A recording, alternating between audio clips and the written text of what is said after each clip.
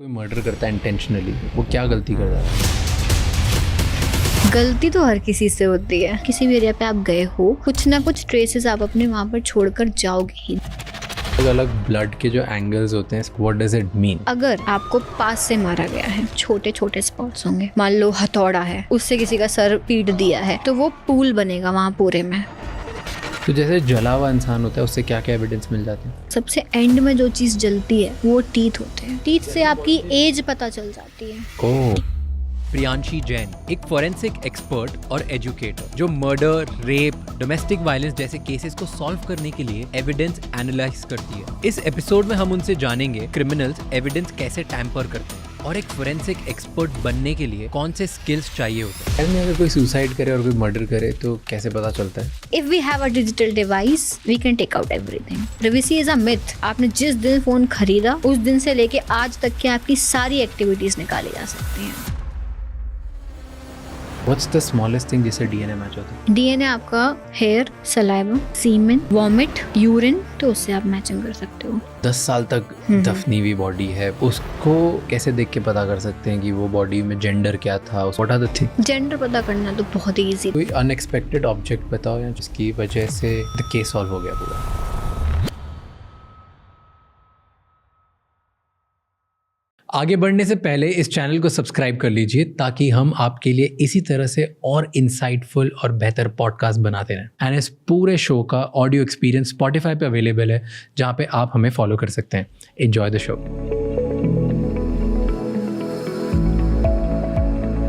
ओए tell me basic से एकदम, अगर बेसिक होता है फोरेंसिक के बारे में कि अगर मर्डर हो जाता है किसी का, तो उसके बाद अब आप लोग करते क्या हो? Like step by step process क्या होती है? आप लोगों को पता चल गया कि सुनो यहाँ पे एक मर्डर हुआ है, यहाँ पे एक डेथ हुई है, now what do you do? तो सबसे पहले तो कोई फर्स्ट रिस्पॉन्डर होगा। First responder can be anyone.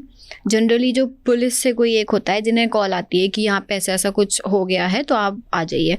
तो फर्स्ट रिस्पॉन्डर इज पुलिस वहाँ पहुंची, और पुलिस पहुंच के पहले देखती है, क्राइम सीन को कवर कर लेती है। उन्हीं का काम होता है protection of the crime scene, जिससे कि जो जनरल पब्लिक है, मीडिया है, कोई भी उसे डिस्ट्रॉय ना करे। प्रोटेक्ट करने के बाद में फिर वो फोरेंसिक्स टीम को बुलाती है।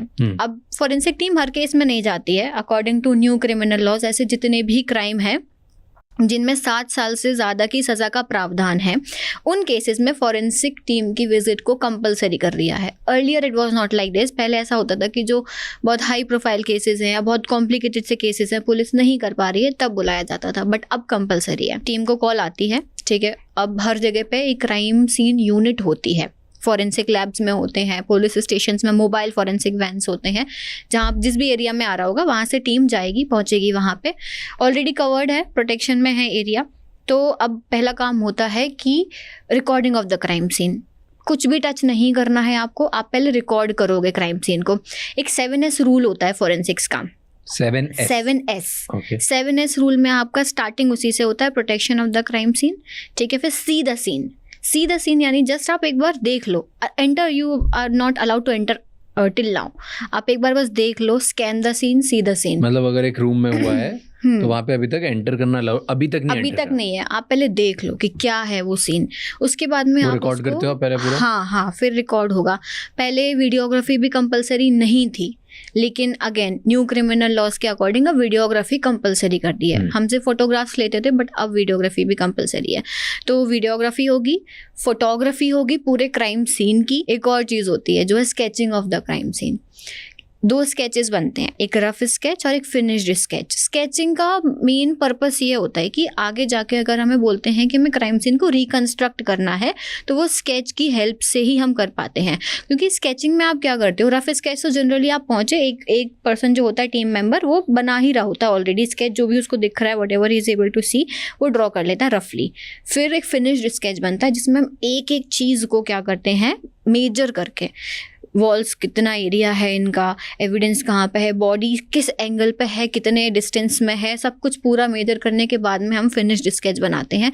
और वो बहुत इंपॉर्टेंट होता है रिकंस्ट्रक्शन के लिए। ठीक है। बन गया स्केच। इसके बाद में आप एविडेंस सर्च स्टार्ट करते हो। तो सर्चिंग मेथड्स होती हैं, अब किस तरीके का क्राइम सीन है, इंडोर है, आउटडोर है, मोबाइल है, कैसा क्राइम सीन है, depending on that the investigating officer और the forensic expert will choose कि आपको कौन सी सर्च मेथड लगानी है और एविडेंस ढूंढना स्टार्ट करें। रेलिवेंट एविडेंसेस, सब कुछ नहीं उठा के लाना है हमें। रेलिवेंट एविडेंसेस हमने देखी, उन्हें मार्किंग कर दी, मार्क कर दिया, उसके बाद कलेक्शन होता है फोटोग्राफी के साथ साथ। आप अभी मूव नहीं कर सकते हो, हर एक सिंगल एविडेंस की फोटोग्राफी करो, फिर आप उन्हें कलेक्शन स्टार्ट करो, कलेक्ट करो, पैक करो उन्हें एंड फॉरवर्डिंग लेटर के साथ में फॉरेंसिक लैब भेज दो। ये क्राइम सीन पर होता है। ठीक है। टेल मी, अगर कोई सुसाइड करे और कोई मर्डर करे तो कैसे पता चलता है? What's the difference? किसी को मर्डर करा दिया और फिर प्रूफ कर दिया कि ये सुसाइड है। हैंगिंग का केस ले लेते हैं कि गला दबा के मारा है और फिर टांग दिया, हैंगिंग दिखाने के लिए, सुसाइड दिखाने के लिए। रीज़न ऑफ डेथ स्ट्रैंगुलेशन आएगा, स्ट्रैंगुलेशन एंड एस्फाइजिया की सांस रुकने की वजह से मौत हुई है। इसमें क्या होगा कि लिगेचर मार्क, बहुत इंपॉर्टेंट चीज़ होती है लिगेचर मार्क, जो गले में बनते हैं। जब हैंगिंग होती है तो हैंगिंग में आपका क्या होता है, दो तरीके से डेथ हो सकती है। एक तो आपका जो ब्रेन और आपका जो नर्व कॉर्ड है उससे कनेक्शन ब्रेक होना, या फिर यहाँ से आपका जो है घुटन की वजह से, एस्फाइजिया की वजह से आपकी डेथ कॉज होना। ये दो रीज़न की वजह से होगी, तो वो पोस्टमार्टम में क्लियर हो जाएगा कि रीज़न ऑफ डेथ क्या है। अगर किसी को पहले ही गला दबा के मार दिया गया है, अब हम लिगेचर मार्क्स देखेंगे कि मार्क कैसा बना है। कई बार ऐसा होता है कि वो मार्क आपका जो है वो क्लियर हो जाता है कि ये इस कपड़े से ये मार्क बना ही नहीं है। जब हम फॉरेंसिक्स और पोस्टमार्टम दोनों चीज़ों को लिंक करते हैं तो पोस्टमार्टम से तो आपका कॉज ऑफ डेथ पता चल गया, स्ट्रैंगुलेशन था, एस्फाइजिया था, क्या था वो क्लियर हो गया। फॉरेंसिक्स में आपके लिगेचर मार्क गए, लिगेचर मटेरियल गया, जिस मटेरियल से हैंग करा है, कपड़ा था, रस्सी थी। हाँ, उस लिगेचर मटेरियल से हम ये भी पता करेंगे कि उसकी टेंसाइल स्ट्रेंथ क्या है, what is the strength of that material जिससे उसकी डेथ हुई है। क्या वो इतना सफिशिएंट है कि वो बॉडी वेट ले पाएगा, क्या वो डेथ कॉज करने के लिए सफिशिएंट है या नहीं है, ये टेस्टिंग होती है। तो उससे भी क्लियर हो जाता है कि ये तो इतना सफिशिएंट था ही नहीं, इसकी जो टेंसाइल स्ट्रेंथ इतनी थी ही नहीं कि ये इतना बॉडी वेट ले पाए। एंड मार्क मतलब क्या? वी और ये सब गले में जो मार्क बना है ना, तो वो वी शेप में बना है। तो हाँ, कि अगर हैंगिंग की वजह से डेथ हो रही है, क्या ब्रेक डाउन हुआ है, तो लिगेचर मार्क में आपका समझ आ जाएगा, ओके सर ऐसा है, ठीक है, एक ही मार्क है यानी इसी की वजह से होगा, या कुछ और मार्किंग में हमें देखने को मिल रही है। एक स्ट्रेट हो जाएगी, बिल्कुल सीधा मार्क, यानी कि हैंगिंग की वजह से तो नहीं बनेगा। हैंगिंग की वजह से कैसा होगा, आपको थोड़ा टिल्टेड मार्क होगा, वो अलग समझ में आएगा। अगर आप पहले ही किसी को मार दोगे तो वो मार्क्स अलग मिलेंगे, तो ये डिफरेंशिएट हो जाता है easily. So that's one. Second is gun से मार देते हैं, यू तो यहाँ से मारो और देन प्रूफ कि यहाँ से सुसाइड थी। Is it possible? Suicide reconstruction से आप ये पता लगाओगे क्या एंगल था, वुंड जो मिला है आपको कि किसी ने खुद से मारा है।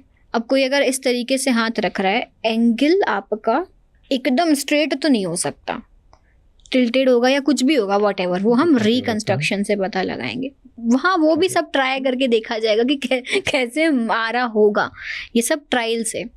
कि जो है स्पेसिंग, डिस्टेंस, कितना डिस्टेंस था वो भी बहुत इंपॉर्टेंट होता है, कितना डिस्टेंस है। बुलेट जैसे गई उसे पता चलेगा कितने डिस्टेंस से गई। हाँ, डिस्टेंस तो आप इजीली निकाल सकते हो कि कितना डिस्टेंस है। और अगर यहाँ से मार दिया, हाँ, तब भी आपको समझ आएगा। आउटसाइडर भी मार सकता है और आप खुद भी मार सकते हो। खुद भी मार सकते हो। तो फिर कैसे पता चलेगा? मरने के बाद बॉडी क्या हो सकता है कि कई बार सिर्फ प्रिटेंड करने के लिए हाथ में फंसा दिया, गन रख दिया और छोड़ के चलेगा कि खुद से मरा है। बाकी अब इसमें आप चेक करोगे, ब्लड स्पैटर पैटर्न्स देखोगे, जो कि बहुत इंपॉर्टेंट है कि पैटर्न्स कहाँ बन रहे हैं, कैसे बन रहे हैं, उससे आप कंक्लूड करोगे कि ये ऐसा पॉसिबिलिटी थी कि ऐसा हुआ होगा। एंड ये प्रूव कर सकते हो कि एक्सीडेंटल डेथ थी कि इंटेंशनल डेथ थी? हाँ, ये तो आपका उसमें पता चल जाएगा पोस्टमार्टम में, कॉज ऑफ डेथ। कैसे एक्सीडेंटल और इंटेंशनल में कैसे पता चलता है? एक कोई एग्जांपल बताओ आप, मैं उसमें डिफरेंशिएट करके बताऊंगी। मानो पहाड़ से किसी को धक्का दे दिया। ये एक्चुअली में ये बड़ा कॉम्प्लिकेटेड है कि धक्का दिया और उसे ये दिखा है गलती से गिर गया। ये बहुत डिफिकल्ट है एक्चुअली में आइडेंटिफाई करना कि गलती से गिरा या फिर धक्का दे के गया है। ये बहुत डिफ़िकल्ट है इसको, क्योंकि ऐसे बहुत केसेस हैं कि बिल्डिंग से गिर गए, एक्सीडेंटल दिखा दिया कि गलती से गिर गया। अब उसके पीछे की आपको पूरी स्टोरी पता करनी पड़ेगी, उनका बैकग्राउंड पता करना पड़ेगा। ये काम पूरा जो है इन्वेस्टिगेटिंग ऑफिसर करेगा। कि ऐसे मैक्सिमम केसेस ऐसे बॉलीवुड में आते हैं, छत से गिर जाना, खिड़की से गिर जाना, बाथ टब में डेथ कॉज हो जाना ड्राउनिंग की वजह से, ये केसेस। और ये इतने हाइप पर जाते हैं और एट द एंड उनका रिजल्ट यही आता, सुसाइड था या फिर एक्सीडेंटल डेथ थी, नेचुरल डेथ थी, ऐसे बता देते हैं। इसके पीछे का बड़ा ही मुश्किल काम होता है आइडेंटिफाई करना कि ये कैसे हुआ। कैसे पता कर सकते हैं? ये तो इन्वेस्टिगेटिंग ऑफिसर करेगा, क्योंकि यहाँ पे आपके पास एविडेंसेस की बड़ी कमी होती है कि तो आयु क्या कर सकता है पता करने के लिए? Story, background, investigation, interrogation, interview, यही है। ये यहाँ पे ना क्रिमिनोलॉजी और साइकोलॉजी बहुत इंपॉर्टेंट रोल प्ले करती है। आप मल्टीपल सस्पेक्ट्स लाए हो, आपने उनसे बात करी है, now you match the stories of those people कि इसने ऐसा बोला, इसने ऐसा बोला, इसका इसके साथ झगड़ा था या ये था। अब वो वहाँ पे लिंक करेंगे, उसके बेसिस पे फिर वो कुछ निकाल के लाएंगे। फॉरेंसिक्स का इसमें इतना ज़्यादा रोल नहीं है, इसमें आपका क्रिमिनोलॉजिस्ट, साइकोलॉजिस्ट, इनका रोल ज़्यादा होता है। टेल मी, अगर डोमेस्टिक वायलेंस का केस हो, वो तो एक क्लोज्ड रूम में होता है, तो कैसे एक विक्टिम बता सकता है कि ये एविडेंस हैं, ये चीज़ हैं जिसकी वजह से मेरे साथ हुआ? What all other things? Domestic violence के सबसे ज़्यादा केसेस आते हैं। डोमेस्टिक वायलेंस क्यों होता है, उसके पीछे का रीज़न डाउरी डेथ सबसे ज़्यादा रीज़न होता है। तो या तो वो सुसाइड करने के लिए आपको उकसाते हैं कि आपको सुसाइड, इतना मजबूर कर देंगे, ठीक है, तो और इतना पीटेंगे कि उस पर्सन की ऑलरेडी उन इंजरीज के कारण डेथ हो जाएगी। ये केसेस देखने को मिलते हैं। तो जब बॉडी आती है, पोस्टमार्टम के लिए जाएगी, बॉडी पर मार्क्स मिलेंगे, पता चल जाएगा कि इसके साथ डोमेस्टिक वायलेंस हुआ है। फिर इसके बाद में जो है इनकी स्टोरीज, बैकग्राउंड पता करा जाएगा कि भाई इनकी शादी कब हुई थी, कितने साल हो गए, क्योंकि इसके भी लॉज अलग अलग हैं कि आप कुछ साल तक, मुझे एग्जैक्ट नंबर याद नहीं है, कुछ साल तक ही आप जो है इस पर डाउरी डेथ का केस लगा सकते हो, उसके बाद नहीं लग सकता डाउरी डेथ का केस। फिर मल्टीपल केसेस लगा के फंसाया जाता है। डोमेस्टिक वायलेंस आपके बॉडी पर इंजरीज, बॉडी पर मार्क्स, इसी की वजह से पता लगेगा। और digital evidence, mobile phone, chats, call recordings, ये आपकी चीज़ें बता सकती हैं कि भाई आपने क्या बात करी, अपने पार्टनर से आपने बात करी होगी, झगड़ा हुआ होगा, लड़ाई होगी, कॉल रिकॉर्डिंग्स मिलेंगे, मैसेजेस मिलेंगे। ये आपको एक लीड देंगे कि एग्जैक्टली क्या हुआ होगा। बट रिकॉर्डिंग हर कोई थोड़ी करता है कॉल की। रिकॉर्डिंग हर कोई नहीं करता, चैट मिल सकती हैं आपको, आप जो है चैट डिलीट कर दी, डिलीटेड तो निकल आएगा। डिलीट करने जैसा कोई सिस्टम होता ही नहीं है। एक बार फ़ोन में एक फ़ोटो क्लिक हो गई, आप डिलीट कर दो, आप ट्रैश से भी हटा दो, we can still restore that photograph. एक बार एक चैट आपने कर ली, डिलीट कर दी, we can still restore that chat. IPhone से भी everything, if we have a digital device we can take out everything. तो अगर किसी ने फ़ोन यूज़ किया और फ़ोन का पूरा रीसेट कर दिया, उसने फ़ोन डिलीट कर दिया, कोई बात नहीं, You'll get फ़ोन it है out? ना, बस बहुत इतना सफिशिएंट है। कोई भी कंपनी का फ़ोन हो, थोड़ा सा जो Android, आपके, Apple, कुछ भी हो। हाँ, जो थोड़े आपके जो एप्पल के होते हैं उनमें थोड़ा प्रिवेसी का ज़्यादा चक्कर रहता है, उनको ब्रेक करके उनमें से डेटा निकालना। लेकिन आप तब भी उसमें एट सम एक्सटेंट कर सकते हो, निकाल सकते हो। कुछ चीज़ों में ज़्यादा अगर आपको प्रॉब्लम जा रही, फिर आपको कंपनी से परमिशन लेनी पड़ेगी, आपको उनको बताना पड़ेगा कि हम किस पर्पज़ के लिए वो मांग रहे और वो हैं। दे देते हैं। ज़रूरी नहीं है हमेशा दें, ज़रूरी नहीं होता है। अगर हमारे पास कोर्ट के ऑर्डर्स हैं तो हो सकता है दे दें, और कई बार नहीं भी देते हैं। हम जो कर सकते हैं वो यही है कि हम उस एविडेंस से कितना डेटा एक्सट्रैक्ट कर पा रहे हैं। डिलीटेड तो privacy is a myth. If you have your phone, आप एक फ़ोन से जो भी कर रहे हो, आपने जिस दिन फ़ोन ख़रीदा, जिस दिन उसे स्टार्ट किया, उस दिन से लेके आज तक की आपकी सारी एक्टिविटीज़ निकाली जा सकती हैं। डिलीट कुछ नहीं होता। व्हाट्सएप से भी, एवरीथिंग। टेलीग्राम, अब आप सारे सोशल मीडिया हाँ, निकाल लो, कुछ नहीं मतलब।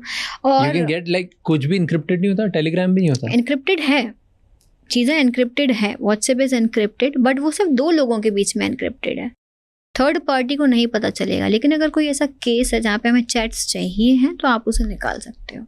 Interesting. Is rape is a sensitive topic, तो रेप में जो रेप विक्टिम्स होते हैं उनके पास कोई फोरेंसिक विंडो होती है क्या, किसी टाइम की टाइम लिमिट होती है? इज दैट कि इतने टाइम में अगर वो एविडेंसेस सबमिट करेंगे या प्रूव करेंगे या चले जाएंगे फॉर फोरेंसिक रिपोर्ट्स या टेस्ट, तो देयर आर चांसेस दैट हर चीज़ उनके लिए इजीली सॉल्व हो जाएगी। कोई ऐसा फिक्स टाइम लिमिट उनके लिए नहीं है, क्योंकि कई बार ऐसा होता है कि रेप होने के कई साल के बाद में वो केस आता है सामने। जितना जल्दी रिपोर्ट किया जाएगा, जितना जल्दी एविडेंस कलेक्ट करे जाएंगे, उतना इजी होगा आइडेंटिफाई करना, कंफर्म करना और उसे जो है न्याय दिलाना। अगर आप उस केस को डिले करते हो, अब आप एविडेंस कैसे लेकर आ रहे हो? आप सीमेन के ट्रेसेस, आप जो विक्टिम की बॉडी से हम कलेक्शन करते हैं, आप आज से 4 साल बाद आके कह दो कि जो है 4 साल पहले मेरा रेप हुआ था, ठीक है, कंप्लेंट रजिस्टर हो गई, बट वो प्रूफ करना कोर्ट में without any evidence is very difficult.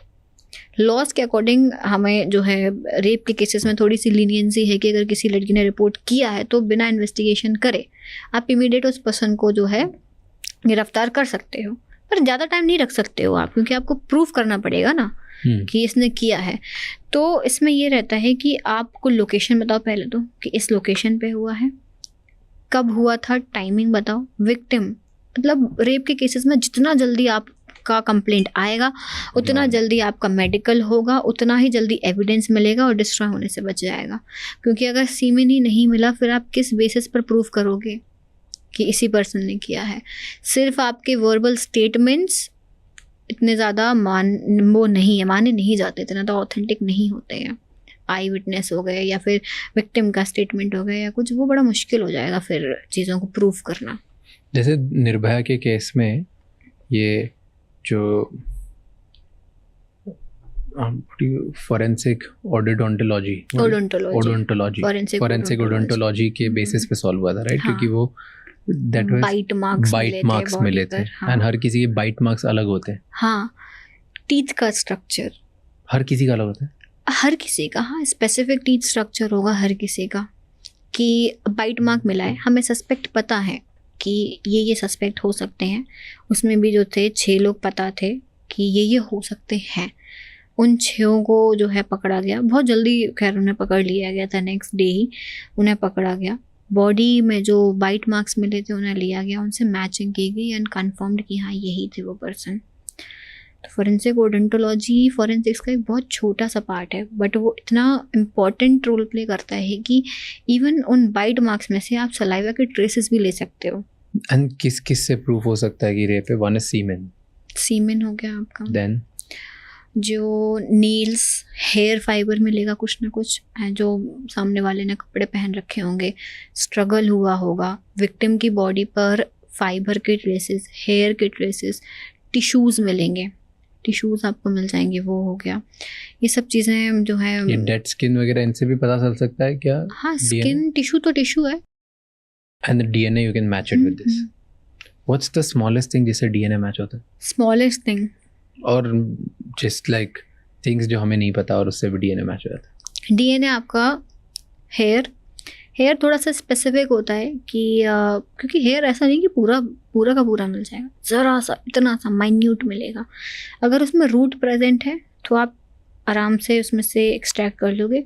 Root नहीं है तो माइटोकॉन्ड्रियल डीएनए आप निकाल सकते हो, उससे आप मैचिंग कर सकते हो। सलाइवा, सीमेन, आपका इवन जो फीकल मैटर होता है, फीकल मैटर जो आपका वेस्ट मटेरियल बॉडी का, वो वॉमिट, इसके अलावा यूरिन, ये सब क्राइम सीन पर मिल जाते हैं। ये सारी चीज़ें क्राइम सीन पर होती हैं। यूरिन हो गया, और क्या, टिश्यूज़ हो गए, ये सारी चीज़ें। सलाइवा तो मैंने पहले ही बता दिया। रेप के केसेस में आपको जो है वजाइनल स्वैप्स कलेक्ट करने होते हैं फ्रॉम द विक्टिम। तो वो स्वैप्स में आपको ये पता लग सकता है कितने लोगों का सीमेन हो सकता है। एक पर्सन का काम है या मल्टीपल लोगों का काम है। वो सीमेन में आपके जितने भी डीएनए के आपको सैंपल्स मिले हैं, जितने भी डीएनए आपको मिल रहा है कि 1, 2, 3, 4 एटलीस्ट पर्सन कंफर्म हो जाते हैं कि सिर्फ एक ही पर्सन का था या और भी लोग इन्वॉल्व थे इसमें। ये फिर ब्लड तो है ही, blood is the very basic चीज़, इसमें से आप डीएनए आइडेंटिफिकेशन कर सकते हो। मैं जब रिसर्च कर रहा था मैंने देखा कि अलग अलग ब्लड के जो एंगल्स होते हैं, स्प्लैटर्स होते हैं, उस पे उन सब की कहानी अलग अलग होती है, राइट? सो टेल मी कि क्या है, like what does it mean?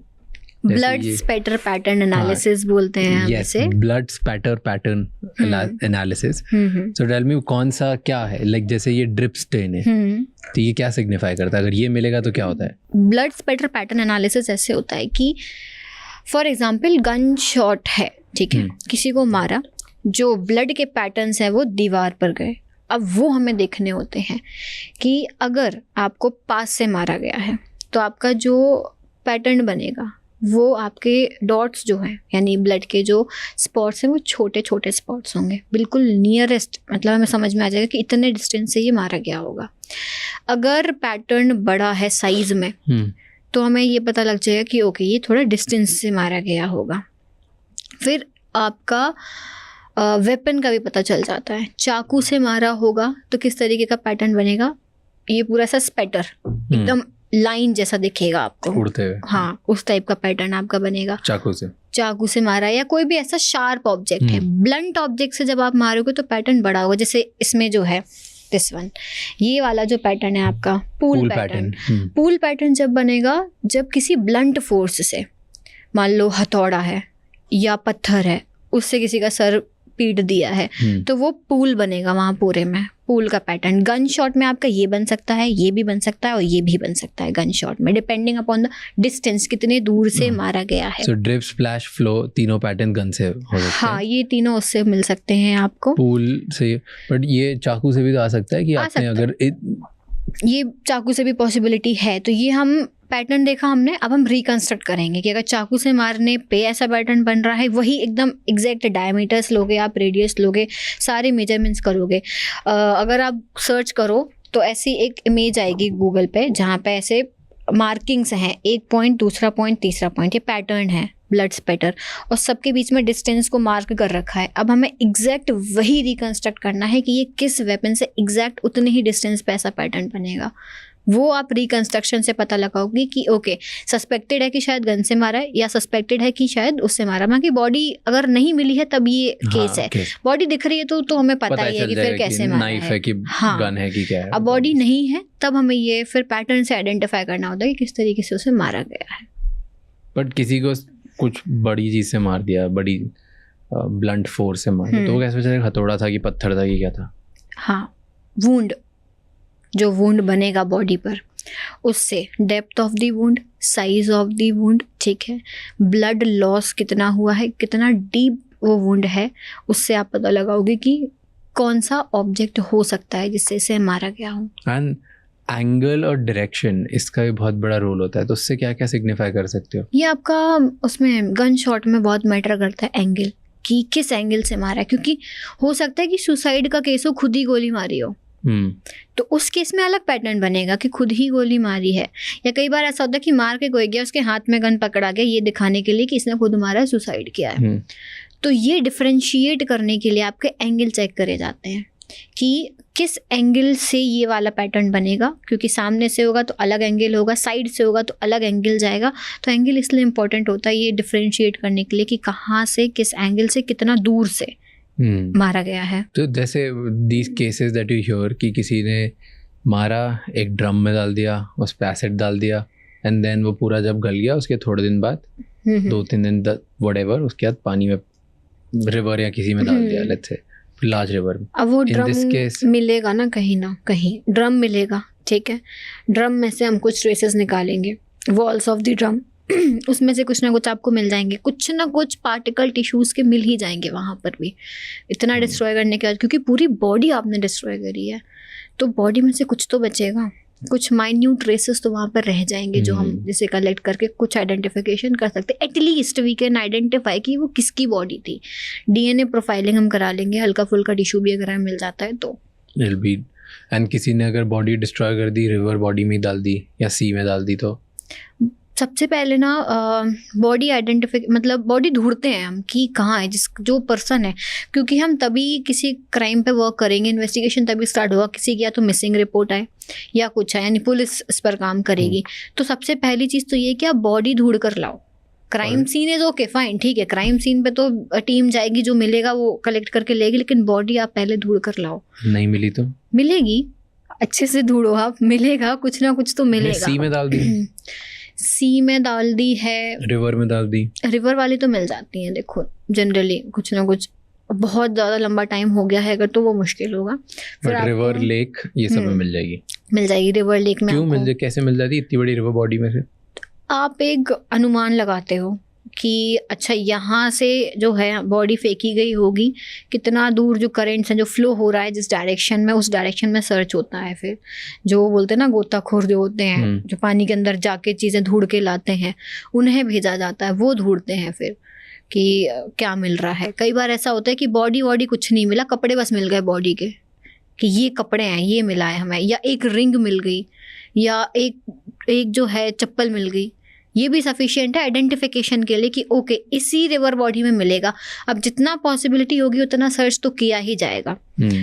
They will give their 100%। Maximum cases में कुछ ना कुछ तो मिल ही जाता है।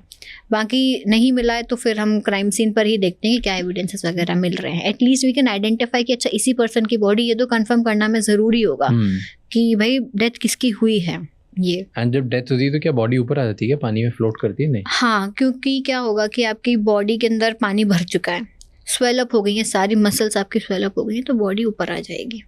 तो then it's visible, people can see. And कितने टाइम तक वो रहता है, जब तक वो पूरी फुल्ली डीके हो जाए, डिकम्पोज हो जाए? फुल्ली तो डिकम्पोज कभी नहीं होगी, हड्डियां तो रह जाएंगी ना, फुल्ली डिकम्पोज नहीं होगी। हाँ, कई सालों तक हड्डियां रहेंगी आपकी वहीं पर, अनटिल एंड अनलेस कोई जानवर उसे खा ले, वो बात अलग है। बट 90% तो आपको मिल ही जाएगी for the longest time. And कब तक वो गल की हड्डियां हो जाती है? व्हाट्स द, ये मान लो आप डिपेंड्स, जैसे 10 दिन हो गए, 10 दिन में तो अब बहुत ही मुश्किल है कि कोई टिश्यू बचे उसमें। 10-12 दिन में काफ़ी ज़्यादा डिकम्पोज हो चुकी होगी वो बॉडी। 10-12 दिन में पूरी डिकम्पोज हो चुकी होती है। डिकम्पोजिशन तो आपका स्टार्ट हो जाता है विद इन 48 आवर्स।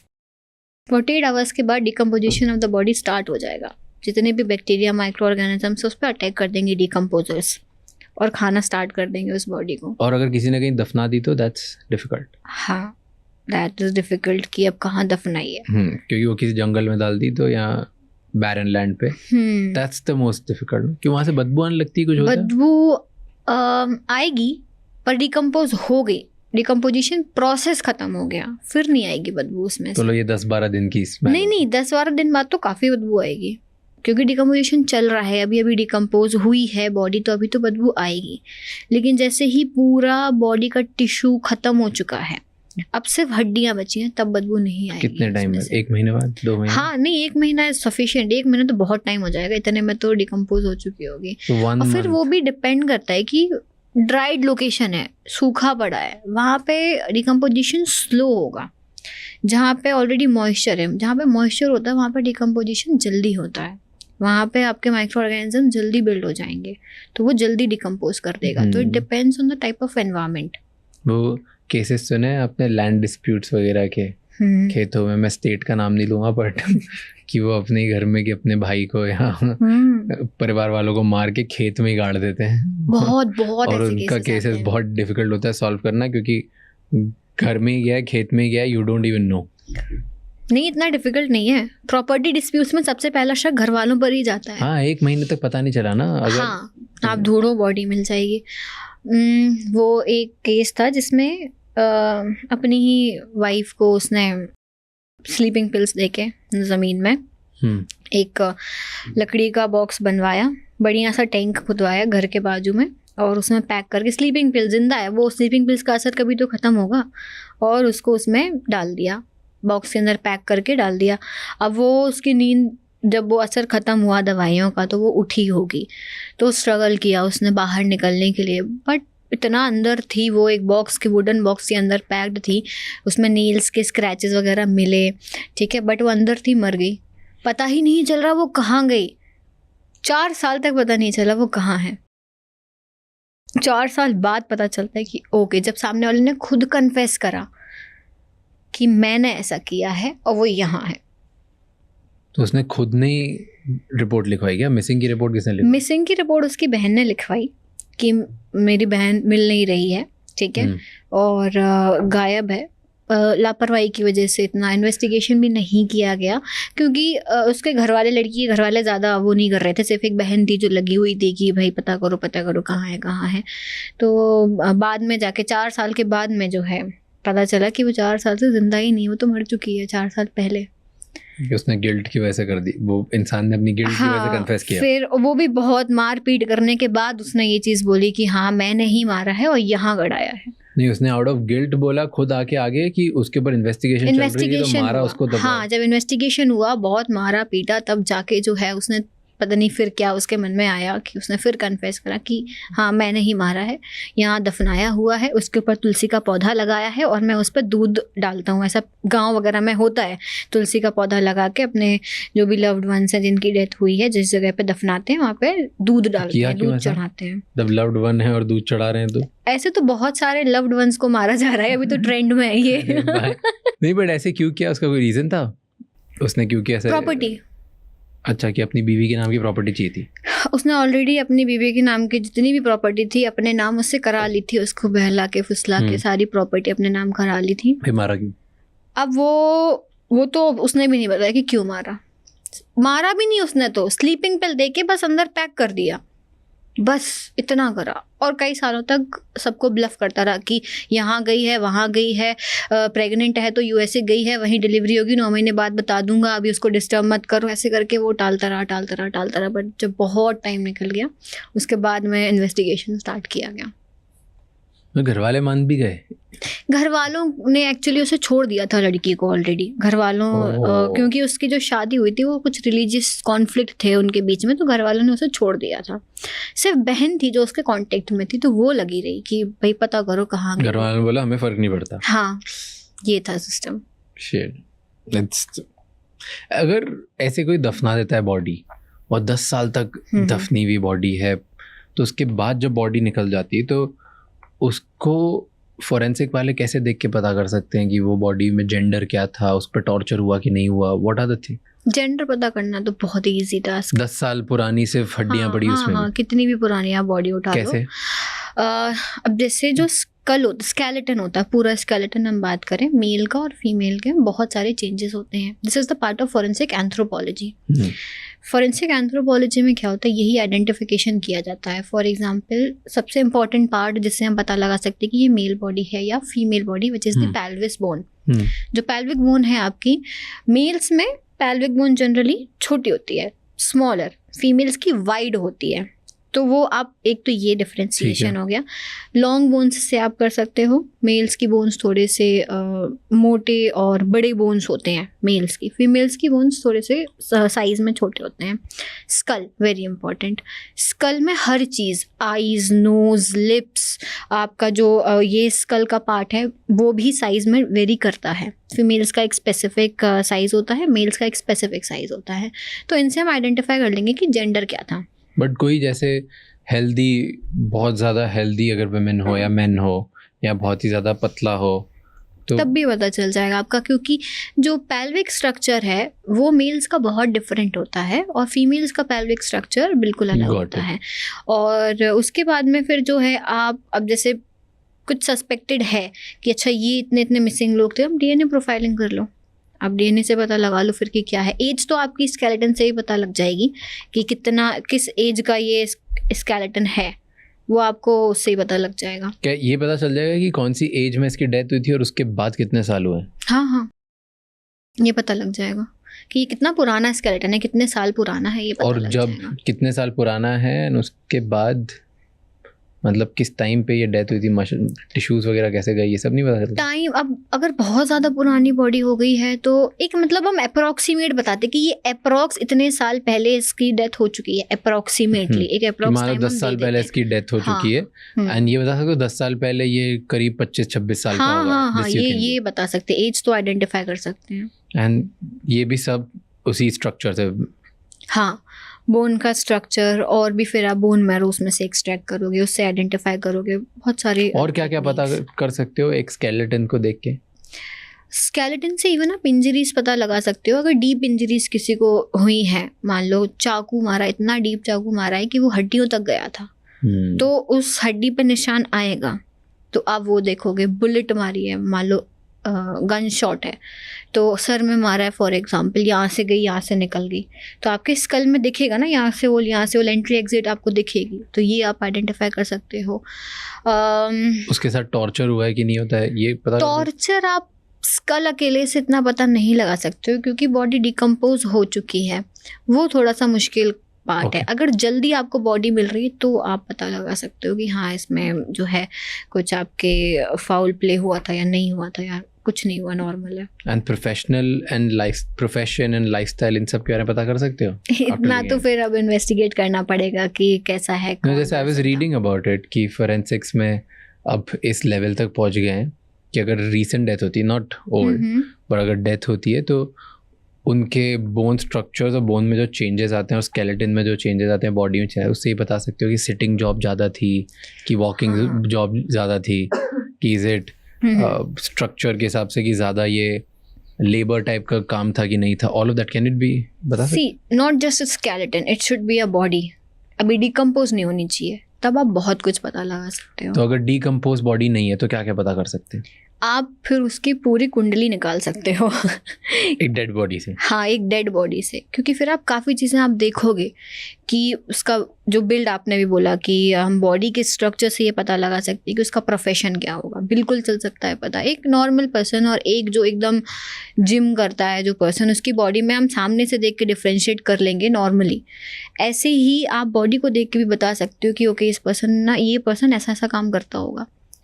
अगर कोई लेबर है जो बहुत ही ऐसे काम करते हैं, ईंट वगैरह उठाना या भारी भरकम काम जो करते हैं, उनके हाथ, उनके पैर वो अलग दिखेंगे, हमें समझ आ जाएगा कि अच्छा ये ऐसा काम करता है। एग्जाम्पल दो, जैसे आपने कुंडली निकाल सकते हो, तो मेरे को बताओ 5-6 चीज़ें जो निकाल सकते हो। तो हाँ, एक बहुत अच्छी चीज़ मुझे याद आई कि जैसे बॉडी पे टैटूज़ वगैरह हैं अगर, तो हम इससे ये कि भाई इस इंसान को टैटूज़ का शौक था, ऐसा टैटूज़ बनवा रखे होंगे, और किस टाइप का टैटू है वो भी डिपेंड, बहुत सारी पर्सनैलिटीज़ बता देते हैं कि टाइप ऑफ जो टैटू की डिज़ाइन है। कोई बहुत ही स्वीट सिंपल से बनवाता है, किसी को इतना ज़्यादा पसंद होता है कि पूरी बॉडी पर बनवा लेते हैं। तो एक टैटू से क्या पता चलता है?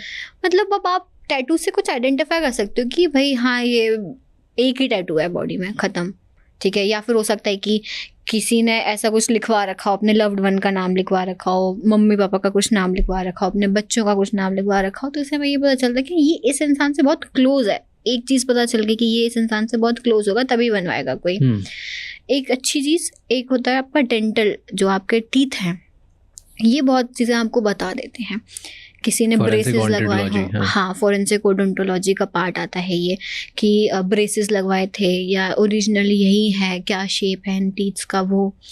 फिर स्कल मिला तो आप उससे फेशियल रिकंस्ट्रक्शन कर सकते हो। मान लो हम नहीं पता लगा पा रहे हैं कि ये कौन है, तो पहले तो मैनुअली होता था फेशियल रिकंस्ट्रक्शन, अब जो है सॉफ्टवेयर्स हैं, फ़ोटोज़ होती हैं जो हमें लग रहा है मिसिंग लोग हैं, उनकी फ़ोटोज़ होंगी हमारे पास में, बस हमें सॉफ्टवेयर पे अपलोड करनी है, मैचिंग हो जाएगी कि किसके साथ कितना मैच हो रहा है। तो ये हो सकता है। एंड ये सब में से जब ये सब पता कर सकते हो तो ये सबको पता होगा। हाँ, ये पता तो कर सकते हो, राइट, इट्स वेरी बेसिक। तो ये सब पता ना हो और क्रिमिनल पकड़ा नहीं जाए तो ऐसे एविडेंसेस टैम्पर कैसे कर, क्या करते? एविडेंस टैम्परिंग, हाँ होते हैं ना एविडेंस टैम्पर। कौन कर सकता है? एविडेंस कहाँ पे टैम्पर हो सकते हैं? Police, forensic experts. Forensic experts tampering नहीं करेंगे क्योंकि उन्हें तो चाहिए कि फॉरेंसिक जो एविडेंस है वो प्रॉपर कलेक्शन, प्रिजर्वेशन हो, और यही रीज़न है कि आपको बुलाया जा रहा है रादर देन पुलिस, क्योंकि ट्रेनिंग तो पुलिस को भी मिली है, लेकिन 1 महीने का ट्रेंड पर्सन और सालों से काम कर रहा पर्सन, उनको बहुत डिफरेंस आ जाता है। तो अगर ब्राइब कोई ले और ब्राइब करके सबसे पहले क्या डिस्ट्रॉय करता है? डिजिटल एविडेंस सबसे इम्पोर्टेंट। कैमराज के फुटेज हटवा दो, कुछ नहीं तो सोसाइटी में जो कैमरास लगे हुए हैं उनका एक्सेस किसी के पास होता है, उनसे बोल दो फुटेज डिलीट कर दो। ये तो बेसिक, मैं तो बॉडी के एनाटॉमी से बात कर रहा हूँ। बॉडी तो गई हॉस्पिटल पोस्टमार्टम के लिए, एविडेंस कलेक्शन के टाइम पे आप लापरवाही कर दो, या जो है आपको वेपन मिल गया, अब आपको पता चल गया किसी को बचाना है, हटा दो वेपन, कुछ और प्लॉट कर दो। वहाँ एविडेंस प्लॉट भी करे जाते हैं कि यहाँ से उठा के हम यहाँ रख देंगे, बोलेंगे यहाँ मिला था हमें। उससे क्या फ़र्क पड़ता है? उससे ये फ़र्क पड़ेगा कि मान लो एक घर है, ठीक है, यहाँ पे कोई रहता है, यहाँ पे कोई रहता है। वेपन मैंने यहाँ से उठाया, सामने वाले के घर के यहाँ रख दिया कि ये हमें यहाँ से मिला है, यानी इसने आके मारा होगा। सिंपल, इतना ही तो करना है। एंड हो जाता है इतना इजीली हाँ, कि उस वेपन पे नहीं, लेकिन वेपन पे फिंगरप्रिंट्स मिल जाएंगे। वो फर्दर इन्वेस्टिगेशन की बात होगी, वो आगे की चीज़ हो गई। बट प्रेजेंटली तो क्राइम सीन को देख के कोई यही करेगा ना कि वेपन हटा देते हैं, इधर से उधर प्लॉट कर देते हैं, कुछ इसका सामान लाके यहाँ छोड़ देते हैं, हेयर के ट्रेसेस छोड़ जाते हैं, किसी और के लाके हेयर हमने छोड़ दिए। अब फॉरेंसिक टीम आएगी, वो तो ये सोचेगी क्राइम सीन से ये हेयर मिला है, यानी वो पर्सन यहाँ प्रेजेंट होगा। तो ये प्लॉटिंग और टैम्परिंग ये सब कोई भी कर सकता है, वो क्रिमिनल भी कर सकता है, वो रिलेटिव्स भी कर सकते हैं, वो कोई ऑथराइज्ड जो पर्सन है वो भी कर सकता है। अब वो, लेकिन बस यही चीज़ होती है, एथिक्स नाम की चीज़ होती है एक, जो हमें पढ़ाई जाती है, जो हमें सिखाई जाती है, जिसके लिए हम ट्रेंड होते हैं। एथिक्स पे आप रहोगे तो आपका प्रॉपर काम होगा, एथिक्स खत्म तो सारा काम खत्म। एक क्राइम सीन है, उसका सबसे इम्पोर्टेंट तो चीज़ होती होगी for you guys to secure that crime scene. Secure कैसे करते हैं? सिक्योरिंग 3 लेवल्स में होती है। लेवल 1 में जो सबसे इंटरनली, जहाँ पे मेन क्राइम सीन है, जहाँ पे बॉडी है, एविडेंसेस है, मेन एरिया है, जहाँ पे आपका एक फॉरेंसिक एक्सपर्ट या जितने भी आपके फॉरेंसिक एक्सपर्ट्स हैं वो अलाउड होगा, और आईओ अलाउड होगा, इन्वेस्टिगेटिंग ऑफिसर। फिर लेवल 2 की सिक्योरिटी होगी। वहाँ पे कौन प्रेजेंट होगा कि एक आपकी कमांड पोस्ट होती है, वो पोस्ट के पास में सामान होते हैं। For example, I need something, मेरे वाइल्स ख़त्म हो गए, मुझे चाहिए, मेरे एनवलप्स ख़त्म हो गए, मुझे चाहिए, सील ख़त्म हो गई, मुझे चाहिए। तो वो एक इस लेवल 2 की सिक्योरिटी में वो वहाँ बैठे होंगे और मैं उनसे अपनी चीज़ें मंगवाऊंगी, वट एवर वी नीड। एक लेवल 3 की सिक्योरिटी होती है, जहाँ सिर्फ मीडिया अलाउड होती है। फिर बाहर, इसके लेवल 3 के बाहर सारे रहे, उसमें कोई फ़र्क नहीं पड़ता। तो ऐसे सिक्योर किया जाता है। जनरली जो हम देखते हैं वो येलो कलर का जो क्राइम सीन टेप है वो लगा दिया, वो मेन होती है। लेकिन अगर प्रॉपर तरीके से की जाए तो लेवल 1, लेवल 2 और लेवल 3 ऐसे सिक्योरिंग होती है। और अगर ये तो होती नहीं मोस्टली जगह पे, क्योंकि हमारे इंडिया में ना पब्लिक और मीडिया, इन्हें कोई रोक नहीं पाता है, बिकॉज इनके पास राइट्स हैं, ठीक है, कि आप वो सब जानने का अधिकार है, आपको क्वेश्चन करने का अधिकार है। तो इन अधिकारों के कारण हमारे अधिकार जो है हमें उन्हें क्राइम सीन का तो प्रोटोकॉल होगा ना, अधिकार लोगों जानने का, आपसे पूछ लेंगे सवाल बाद में। बिल्कुल उनका ये थोड़ी कि क्राइम सीन में खुद जाके फोटो खींचेंगे। जो लोगों को ऐसा होता है ना कि जब खुद को शर्म आ जानी चाहिए करते हैं, मतलब भाई क्राइम सीन पे जब हम जाते हैं ना, पब्लिक ऑलरेडी इतने गुस्से में होती है कि उन्हें कंट्रोल करना मुश्किल हो जाता है। वो पुलिस वालों से लड़ जाएगी, उन्हें मारपीट कर देगी, फॉरेंसिक एक्सपर्ट्स को पीट देगी। मतलब ये इतना इजी नहीं है कि बस हम क्राइम सीन पर गए, हमने बढ़िया जो है गॉगल वॉगल लगा के और खड़े होके ये कलेक्ट करो, ऐसे नहीं होता। ऐसा एक कहीं पर ऐसा हुआ था कि एक केस हुआ, किसी की डेथ हुई, पब्लिक के हिसाब से वो मर्डर था, पब्लिक ने कहा मर्डर है मर्डर है मर्डर है, ठीक है, वो नेचुरल डेथ थी। लेकिन तो रात का टाइम था, फॉरेंसिक एक्सपर्ट रात में नहीं बुलाया जाता जनरली। क्यों? अब रात में आपको एविडेंस कलेक्शन में प्रॉब्लम होती है, आप बॉडी को रख लो, ठीक है, सिक्योर कर लो क्राइम सीन को मॉर्निंग में, क्योंकि अगर कुछ एविडेंस रह जाता तो हम पर ही वो फिर क्वेश्चनिंग होगी कि कैसे छूट गया। लाइट नहीं है प्रॉपर, आप कैसे कलेक्ट कर रहे हो, सारी टीम ज़रूरी नहीं है अवेलेबल हो, तो अवॉइड किए जाते हैं रात में जाना। बाकी अगर इम्पोर्टेंट है, बहुत ज़्यादा हाई प्रोफाइल है, या फिर जो है पब्लिक नहीं मान रही है, भड़क रही है, तो फिर जाना पड़ेगा, हम कुछ नहीं कर सकते हैं। ये केस बता रहे। हाँ, तो उस केस में ये हुआ कि उनका कहना था कि ये नेचुरल डेथ नहीं है, आप तो बुलाओ फॉरेंसिक टीम को, ठीक है। पुलिस वालों के पीछे पड़ गया और इतना गुस्सा आ गया पब्लिक को कि पुलिस वालों पर पत्थर फेंकना, उन्हें मारना, लाठियों से मारना, ये सब। अब पुलिस तो कंट्रोल करेगी तो उन्हें भी चोट लगेगी। तो फॉरेंसिक टीम ऑलरेडी रास्ते में थी, लेकिन पब्लिक इतनी ज़्यादा भड़क गई कि टीम को वहीं रोकना पड़ा कि आप मत आओ, क्योंकि फीमेल्स भी थी उस टीम में, कि आप वहीं रुक जाइए, पहले ये जो यहाँ पे चीज़ें हैं हम कंट्रोल कर लें, फिर आप आइएगा। जब वो पब्लिक को बोला कि भाई आ रही है टीम, आप थोड़ा सा शांत हो जाओ, एक पुलिस वाले की आंख फोड़ दी, एक का सर फट गया, वो आके ऐसे आंख पकड़ के आ रहे हैं कि मैडम अभी रुक जाओ, बाद में आना। तो ऐसे भी ये भी चैलेंजेस आपको फेस करने पड़ते हैं। आपने बोला कि टीम जाती है, कितनी बड़ी टीम होती है, कितने लोग होते हैं, क्या क्या कंपलसरी होता है? तो एक पूरी टीम में फोटोग्राफर होता है, फॉरेंसिक एक्सपर्ट होते हैं, 2 या 3 फॉरेंसिक एक्सपर्ट्स होते हैं, एक स्केचिंग करने के लिए, एक नोट मेकिंग के लिए, ऐसे करके 5-6 लोगों की टीम होती है। ओके। तो वो जाती है, और एक पूरी क्राइम सीन की वैन होती है जो हमेशा रेडी रहती है। ऐसे नहीं है कि क्राइम सीन के लिए कॉल आया है अब वो वैन रेडी करेंगे और फिर उसके बाद जाएंगे, वो रेडी रहती है। उसमें आपके प्रीलिमिनरी टेस्ट करने के लिए किट्स होते हैं ऑलरेडी प्रेजेंट, कि हम इमीडिएटली वहाँ पर ही एग्जामिनेशन करके कुछ रिजल्ट्स दे दें। हाँ, कि हमें ब्लड कलेक्ट करने बोला है, अब ज़रूरी थोड़ी है कि हर क्राइम सीन पर रेड कलर की चीज़ ब्लड ही हो, तो फालतू की चीज़ कलेक्ट करके क्यों हम लैब में भेज के उनका काम बढ़ाएं। तो हम वहीं पर टेस्ट लगा लेते हैं कि ब्लड है भी या नहीं, तभी हम कलेक्ट करेंगे, नहीं तो नहीं करेंगे। ओके।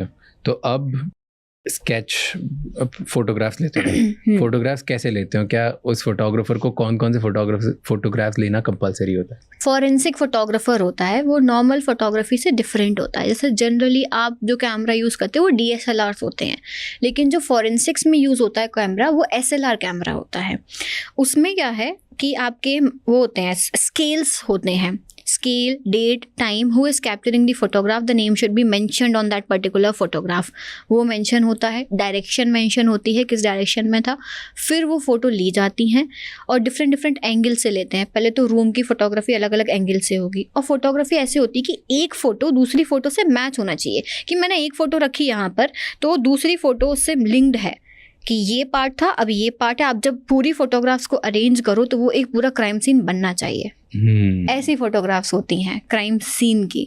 फिर एविडेंस की आप ले सकते हो, कि आपने पास से ली एविडेंस की, थोड़ा दूर से फोटो ली, वो आप ले सकते हो, वो अलग होता है। हाँ, बट एक क्राइम सीन स्टैब्लिश करने के लिए कनेक्टेड फोटोग्राफ्स होना जरूरी है, और मार्किंग जरूरी है उन फोटोज में कि 1 2 3 4 5 6 ऐसे सीक्वेंस में, ब्रेक नहीं होना चाहिए बीच में कुछ भी। अब आपने बोला फिर अब टीम एंटर करती है एविडेंस कलेक्ट करने के लिए। एविडेंस कलेक्ट करने के 5 मेथड्स बताए आपने, बेसिक 5, बहुत सारे होंगे बट 5 मेथड्स बताए। फर्स्ट बताया ग्रिड मेथड। ग्रिड मेथड, हाँ, क्या होता है? ग्रिड में ऐसा होता है कि हम जो ग्रिड बनाते हैं, नॉर्मली ये हमारा क्राइम सीन है, हमने ग्रिड्स बनाए। एक तो लाइन होती है, बेसिक लाइंस बनाए हमने, ठीक है।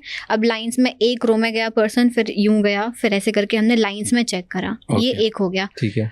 अब नहीं मिले एविडेंसेस, मान लो कुछ रह रहा है, तो अब क्या करेंगे, हमने अभी यूं जो है डाउन टू, आप हमने स्टार्ट करा था, now we will do east to west, ठीक है। ऐसे हम सर्च स्टार्ट करेंगे तो ग्रिड बन गया एक, यूं और फिर यूं, ठीक है। तो पूरा ग्रिड बन गया आपका, ग्रिड मेथड होगी।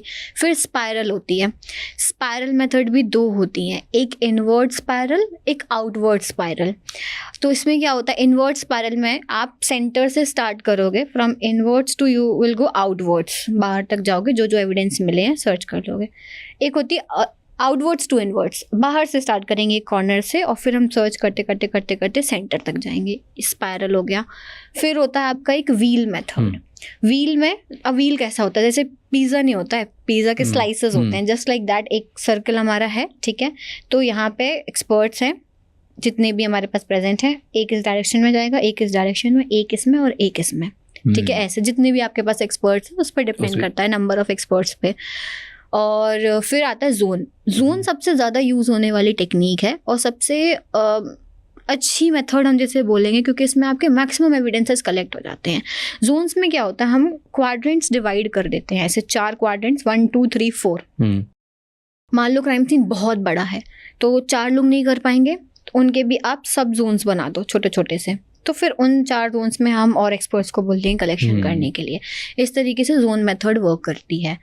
एंड अगर आप क्राइम सीन पे जा रहे हो, कौन से इस पे कौन सी सर्च मेथड लगाएगी, ये कैसे डिसाइड होता है? ये एक्चुअली मैं अगर क्राइम सीन के हिसाब से ओरिजिनली बताऊं तो वो इन्वेस्टिगेटिंग ऑफिसर या फॉरेंसिक एक्सपर्ट ही डिसाइड करेगा कि मुझे कौन सी कन्वीनियंट लग रही है। बाकी अगर हम बुक्स के हिसाब से जाएं, थ्योरेटिकल पार्ट के हिसाब से जाएं, तो स्पेसिफिक क्राइम सीन के लिए स्पेसिफिक मेथड बनी हुई है। जैसे अगर कोई एयरप्लेन क्रैश हुआ है, ओपन फील्ड है, वाइड एरिया है, तो आप व्हील मेथड का यूज़ करोगे। तो ऐसे करके हर अलग अलग क्राइम सीन्स के लिए बने हुए हैं कि ये मेथड लगानी है। बाकी आपका जो ऑफिसर है वो डिसाइड करेगा कि हमें क्या मेथड यूज़ करनी है। कभी कोई अनएक्सपेक्टेड ऑब्जेक्ट बताओ या चीज़ बताओ जिसकी वजह से द केस सॉल्व हो गया पूरा। रेयर तो आपका यही जो है, आपका फीकल मैटर बहुत ही रेयर आता है, जनरली नहीं मिलता फीकल मैटर वगैरह आपको क्राइम सीन पे। बहुत rare. Faecal matter is the waste material. Urine samples तो मिल जाते हैं किसी की डेथ हुई है या कुछ हुआ है तो यूरिन, क्योंकि आपकी मसल्स सडनली क्या करेंगी, स्ट्रेच हो जाएंगी, रिलैक्स हो जाएंगी मसल, तो यूरिन तो मिल ही जाती है, हर केस में यूरिन मिलेगी आपको of maximum. The criminal, victim का मिल जाएगा ना, विक्टिम का, क्रिमिनल का थोड़ी मिलेगा। नहीं क्रिमिनल का नहीं मिलेगा, विक्टिम का तो विक्टिम मिलेगा। की यूरिन सैंपल से क्या प्रूव होगा? होते कलेक्शन तो किया जाता है ये बट सारे कलेक्ट करके बायोलॉजिकल क्या प्रूव होगा? सैंपल्स विक्टिम में। तो पता है कि ये है विक्टिम। जब नहीं पता कि कौन है विक्टिम, कंफर्मेशन लेनी है हमें, तो यूरिन सैंपल्स को कलेक्ट किया जाता है। मान लो फेस पूरा उसका स्पॉइल कर दिया गया है, कुछ नहीं बचा चेहरे पे, खराब तो कर दिया है। कौन से इंसान का ये जो हाँ, मैच करने का? मतलब ये एक प्रोसीजर है, आपको बायोलॉजिकल सैंपल्स कलेक्ट करने हैं। सिंपली कब क्या चीज़ कहाँ यूज हो जाए, कहाँ काम आ जाए, आप नहीं आपको कह नहीं पता। सकते। इसलिए जो भी एविडेंस मिल रहा है आप कलेक्ट कर लो। तो जैसे जला हुआ इंसान होता है जो जल जाता है, उसका कैसे पता चलता है? उससे क्या क्या एविडेंस मिल जाते हैं? बॉडी जला दी, मान लो ऐसा एक केस था कि एक फीमेल को जला दिया, तो उसकी पूरी बॉडी जल चुकी थी, वो उस पोजीशन में पड़ी हुई थी, पूरी बॉडी जल गई, देख कर इतना भयानक लग रहा था उसकी बॉडी को, तो वो पूरी बॉडी जली हुई है। अब आपको पहले तो उसका पर्सनल आइडेंटिफिकेशन करना है कि ये है कौन। उसके लिए आप वही बॉडी कलेक्ट कर लोगे, उसमें बोन्स बची होंगी तो बोन्स से आप बोन मैरो निकाल सकते हो, उससे आपका डीएनए हो जाएगा। मान लो कि बिल्कुल ही एशेस हो गई, राख बन चुकी है बॉडी, कुछ नहीं बचा उस बॉडी में, तो राख होने के बाद में क्या होता है, सबसे एंड में जो चीज़ जलती है वो टीथ होते हैं। टीथ आपका ये इजीली नहीं बर्न होते हैं, तो वो आपको मिल जाते हैं। लॉन्ग बोन्स आपके इतनी इजीली नहीं जलती हैं, वो आपको मिल जाएंगी, तो आप उनसे अगेन टीथ में से भी आप डीएनए को एक्सट्रैक्ट कर सकते हो। और कुछ पता चलता है? टीथ से जली बॉडी से आपकी भी एज पता चल जाती है। ओह, टीथ से। तो जली हुई बॉडी का भी आप एज पता कर सकते हो? हाँ, अगर जेंडर? आपको जेंडर थोड़ा सा डिफिकल्ट है, जेंडर डिफिकल्ट हो जाता है, लेकिन आप एज पता कर सकते हो टीथ से। इसकी एक मेथड होती है, गुस्ताफसन्स मेथड बोलते हैं हम, जिसे ओडोंटोलॉजी में पढ़ते हैं जब हम, कि जो टीथ होते हैं ना वो स्पेसिफिक एज पे उनके ग्रोथ होती है। इतने एज में ये वाला स्टेज आता है, इतने एज में ये, इतने एज में ये, तो उससे हम एज आइडेंटिफाई कर लेते हैं। Interesting. This is, tell me a rare story, tell me the most unexpected story जो आपने सुनी है, where case has been solved. आप इतनी पढ़ाई करते होगे तो उसमें केसेस आते होंगे। अगर हम बहुत ही हॉरिफाइंग केस, जो dangerous, rarest of the rare, उन्हीं की बात करें तो उसमें एक केस आता है निठारी नोएडा सीरियल मर्डर 2006। ये केस जो है आपका अगेन बहुत ही क्रूअल बोलना चाहिए, इस टाइप का केस है, जिसमें एक नौकर, एक मालिक, ठीक है, मालिक की कोठी होती है, बड़ा सा बंगलो होता है, निठारी गांव जो नोएडा में है वहाँ पे। उस गांव के सामने से बच्चे रेगुलर बेसिस पर गायब होना स्टार्ट होते हैं, लड़के भी लड़कियां भी, सब एक एक करके मिसिंग जा रहे होते हैं उस गांव में लोग। मिसिंग रिपोर्ट लिखाई जाती है पुलिस स्टेशन में, बट पुलिस इतना ध्यान नहीं देती कि हाँ ठीक है, गरीब लोग हैं, बच्चे गायब हो रहे हैं, कोई नहीं चल रहे, ढूंढ रहे हैं, मिलेगा तो बता देंगे। पर फिर एक दिन एक लड़की, पायल नाम की एक लड़की गायब होती है। उसके फादर रिपोर्ट लिखाने जाते हैं, एक बार, दो बार, तीन बार, कई बार के बाद में जो है उसकी रिपोर्ट दर्ज की जाती है। इसके बाद में थोड़ा प्रेशर आता है जब, तो जो इन्वेस्टिगेशन स्टार्ट होता है तो ये पता लगता है कि उस कोठी तक तो बच्चे देखे जा रहे थे, उस कोठी के आगे बच्चे नहीं देखे जा रहे जो मिसिंग गए हैं। और जो पायल थी उसका फ़ोन भी वहीं तक ट्रैक हो रहा है, उसके आगे ट्रैक नहीं हो रहा है कि वो कहाँ गई, यानी कि वहीं कहीं वो गायब हुई है। तो जो भी आपके आर्टिकल्स या न्यूज़ में जो भी इन्फॉर्मेशन आई है उसके अकॉर्डिंग ये बताया गया है ऐसा कि पायल जो है वो रिक्शे में जा रही थी, तो उसके पास चेंज नहीं थे, तो वो रिक्शे से उतरी उस कोठी के सामने, उसने कहा मैं यहाँ से मांग लाती हूँ। तो चेंज लेने के लिए वो जाती है, वो वापस नहीं आती है। तो रिक्शा वाला जाके पूछता है उस कोठी में कि एक लड़की आई होगी, वो डिनाई कर देता है। अब वो डिनाई कर देता है तो आप कुछ नहीं कर सकते, वो वहाँ से चला जाता है। और फिर पायल की मिसिंग रिपोर्ट जाती है, और जब पता लगाया जाता है तो वहीं तक ट्रैक हो रही थी पायल। और वो एक लड़की है जिसकी वजह से उस कोठी पर शक गया, तो वहाँ पे जांच पड़ताल स्टार्ट की गई, इन्वेस्टिगेशन स्टार्ट हुआ। तो ये पता लगता है वहाँ पे पीछे आसपास में, मतलब निठारी जो उसका बंगलो जो था ना, उसके पास में एक नाला था। उस नाले में बच्चों की बॉडीज़ मिली। बॉडी भी ऐसे नहीं मिली कि पूरी बॉडी मिल रही है, किसी का स्कल मिल रहा है, किसी का टॉर्सो मिल रहा है, किसी के लॉन्ग बोन्स मिल रहे हैं, किसी का हाथ, किसी की फिंगर, ऐसे करके मल्टीपल स्केलेटन के पार्ट्स मिले। उन्हें कलेक्ट किया गया और ये आइडेंटिफाई किया गया। 16-17 बॉडीज तो आइडेंटिफाई हो गई। इसके अलावा भी कई बच्चे मिसिंग थे जिनका कोई ट्रेसेस ही नहीं मिले, जिनका पता ही नहीं लग पाया कि कहाँ गए। बाद में ये चीज़ पता चली कि वो जो उनका नौकर था, वो नौकर वहाँ रहा करता था, मालिक कभी कभी आता था, मालिक भी वहाँ पे आता था और मालिक के ऊपर रेप के चार्जेस थे कि उसको भी रेप के लिए कॉन्विक्ट किया गया था। और जो नौकर था वो क्या करता था, बच्चों को किडनैप करता था, किडनैप करने के बाद में उन्हें मार डालता था और डेड बॉडी के साथ सेक्सुअल असॉल्ट करता था। नौकर डेड बॉडी के साथ सेक्सुअल असॉल्ट करता था और फिर उन्हीं बॉडीज़ को पका कर भी खाता था। सो डेड बॉडीज़ के साथ जो सेक्सुअल असॉल्ट करते हैं उसे हम नेक्रोफिलिया बोलते हैं। तो ये चीज़ वो करता था और ऐसे करके उसने ना जाने कितने बच्चे और हर एज के करीब 16 साल तक के बच्चों को उसने यही किया, छोटे छोटे बच्चे। ये बड़ा ही क्रूअल केस था, बट शॉकिंगली, वेरी शॉकिंगली, दोनों बाहर हैं जेल के, मालिक भी और नौकर भी। और कहा गया है कि लैक ऑफ एविडेंस। क्या लैक ऑफ एविडेंस? कोर्ट ने ऐसा कहा है कि लैक ऑफ एविडेंसेस की वजह से हम इन दोनों को नहीं कर सकते, गिरफ्तार नहीं कर सकते। ये केस जो है it is very shocking. What do you think क्या मिलना चाहिए था जिससे फोरेंसिक इसको हेल्प कर सकती थी? सब कुछ मिला है। बॉडीज़ मिल गए उनके, वहाँ से मिले हैं, उनके घर से मिले हैं, घर के अंदर भी कुछ ना कुछ ट्रेसेस मिले बट ये रेप हुआ है, इसका कुछ मिल गया है? कन्फेशंस। किसके कन्फेशन? नौकर के। उसने बोल दिया मैंने किया है? नौकर ने बताई होंगी चीज़ें, ऑब्वियसली उसने ये चीज़ बोली होगी कि ऐसा ऐसा, तभी तो पता चला, नहीं तो कैसे पता चलेगा कि वो डेड बॉडी के साथ सेक्सुअल असॉल्ट करता था, क्योंकि बॉडीज़ के तो आपको सिर्फ पार्ट्स मिल रहे हैं। भी तो हो सकती है, अगर कन्फेशन कर दिया तो फिर तो हो जाएगा ना। एग्जैक्टली, कन्फेशन है तो आपको उसको रखना चाहिए। कन्फेशन पर फिर कन्फेशंस को क्या है कि इतना ज़्यादा तवज्जो दी नहीं जाती है कि बदल दिया स्टेटमेंट कि मैंने जो है दबाव में आके ऐसा बोला था, मैंने कुछ नहीं किया। यही तो बात है कि बॉडीज़ को पूरा डिस्पोज कर दिया गया, एविडेंसेस मिले, लेकिन आप उन पे क्या चार्जेस लगा रहे हो? क्योंकि क्या होता है, फॉरेंसिक की जो रिपोर्ट्स होती हैं वो पब्लिकली नहीं जाती हैं। ना ही पोस्टमार्टम रिपोर्ट्स पब्लिक होती हैं, ना ही आपकी फॉरेंसिक्स की रिपोर्ट पब्लिक होती हैं। जो भी हमें इंफॉर्मेशन मिल रही है वो आपकी सारी मीडिया से मिलती है, जो स्टेटमेंट्स लोग दे रहे हैं, या जो हो सकता है आईओ ने जो आके मीडिया में बोला हो, उतनी इन्फॉर्मेशन होती है। हमें एग्जैक्टली नहीं पता होता क्योंकि ऐसा ऐसा ऐसा ऐसा हुआ, क्योंकि वो आप अलाउड नहीं होते हो ये सब चीज़ें डिस्क्लोज करने के लिए। तो एक क्राइम सीन पे गए, what are the mandatory things जो कलेक्ट करनी ही है? As a normal person, you are not from forensics right, तो आप बताओ क्या मिलेगा? चीज़ें उधर जो पड़ी रहेगी इधर। सबसे बेसिक चीज़ जो सबसे पहले कलेक्ट करने के लिए हम ढूंढते हैं, जो मूवीज में देखते हैं, फिंगरप्रिंट्स। वेरी सिंपल, ठीक है।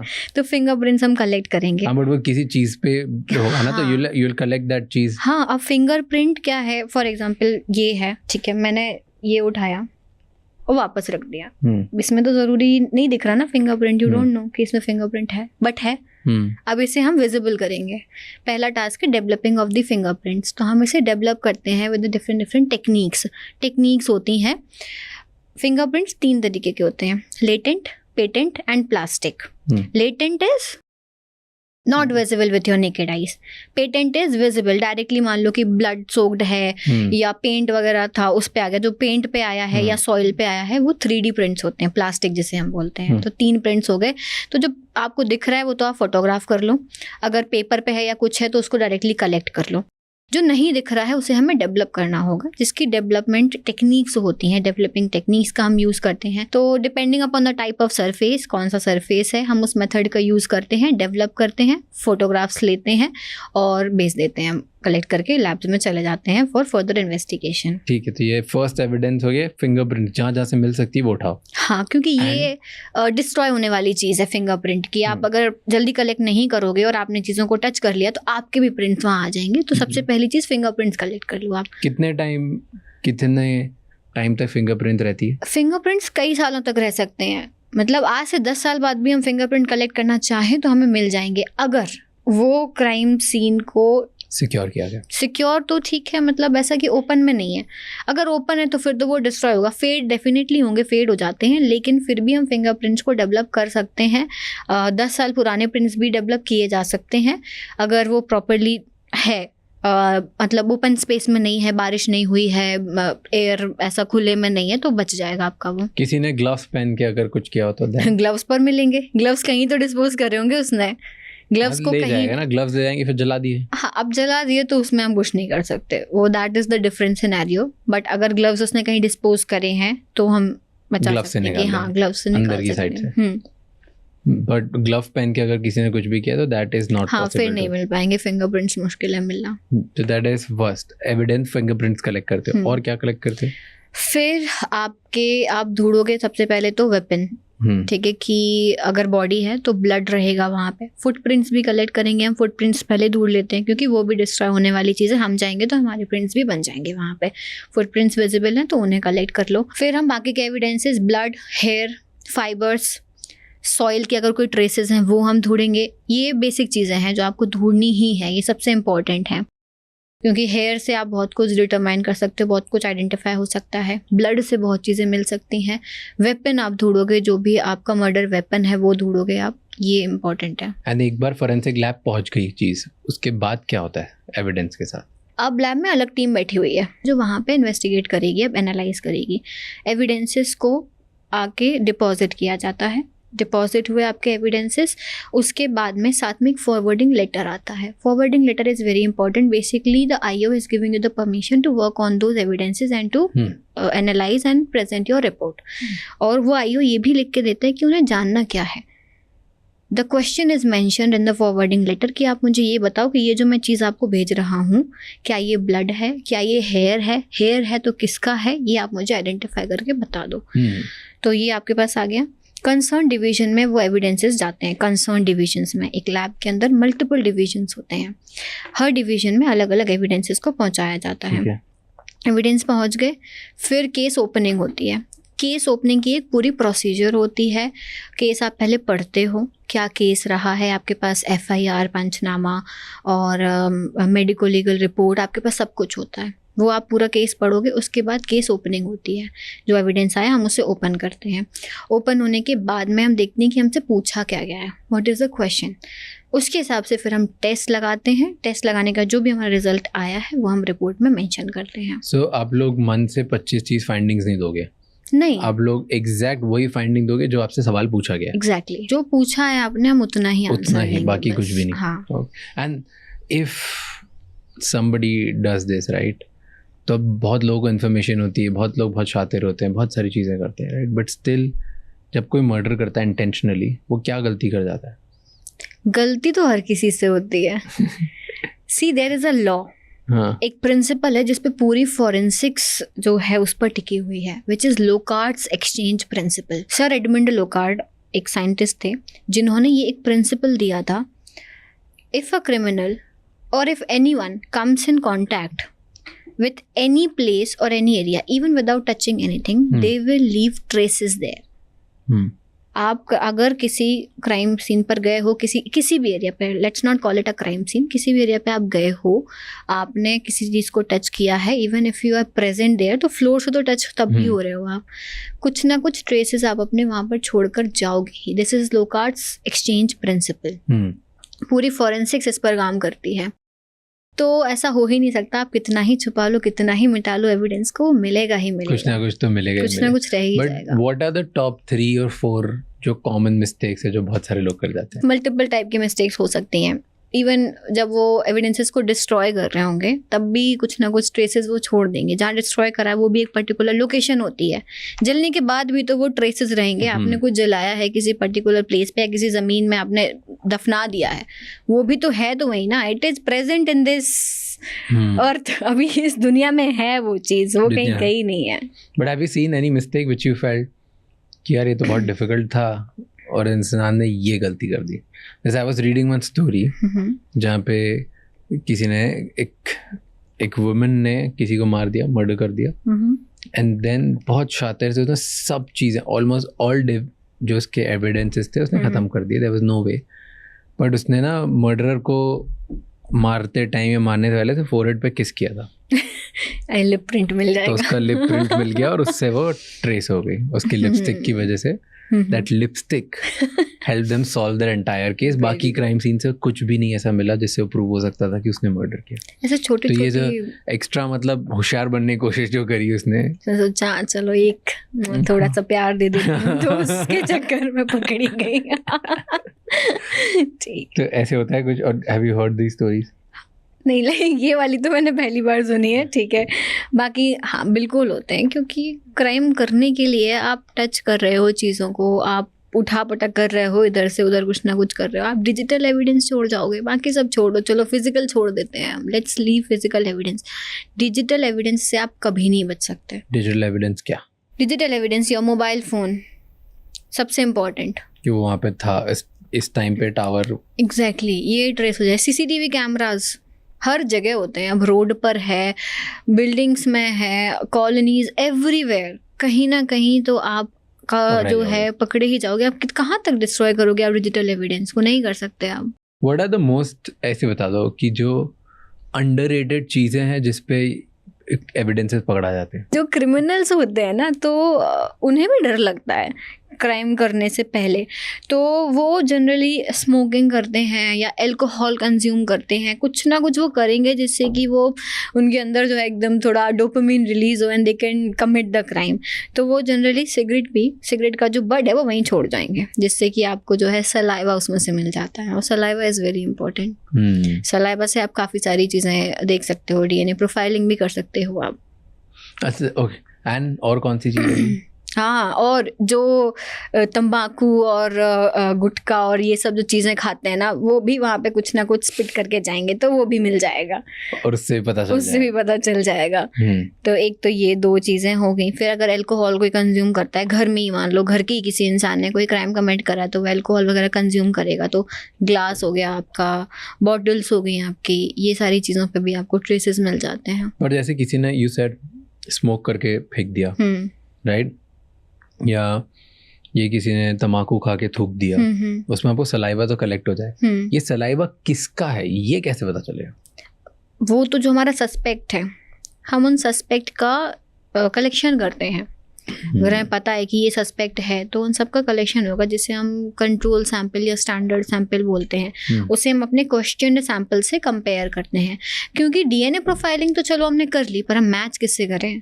तो मैच करने के लिए हम सस्पेक्ट का ही कलेक्शन करते हैं, उनकी भी डीएनए प्रोफाइलिंग करके रखते हैं, जितने भी हैं, चाहे कितने भी सस्पेक्ट हो सकते हैं एक, उन सभी का कलेक्शन होकर डीएनए प्रोफाइलिंग होगी, उनसे मैचिंग की जाएगी क्वेश्चन से। तो हजारों सस्पेक्ट हो सकते हैं? नहीं, हजारों नहीं होते, मतलब 100 होंगे, कितने सारे सस्पेक्ट हो सकते हैं, तो आईओ वो डिसाइड करेगा कि ये 5-6 में से करना है आपको। इतने नहीं होते हैं जनरली सस्पेक्ट आपके 30-40, चलो मैक्सिमम 60-70, जब धीरे धीरे बढ़ता है केस, एकदम से 60-70 नहीं होते, धीरे धीरे 2 से शुरू होगा, तो 2 का कलेक्शन हुआ, फिर ऐसे 5 मिल गए, उनका कलेक्शन हुआ, ऐसे 10, 20, 30 सबका करना पड़ेगा आपको, तभी आप मैच कर पाओगे। What is the difference between, let's say, amateur criminal and a professional criminal? Professional criminals are basically the serial killers. हाँ, जो तो वो क्या करते हैं? प्रोफेशनल हो जाते हैं, उन्हें पता होता है कि मुझे एविडेंस कैसे बचाना है और मुझे कैसे मारना है और कैसे एविडेंस को डिस्ट्रॉय करना है। डिफरेंस इनमें ये है कि जो आपके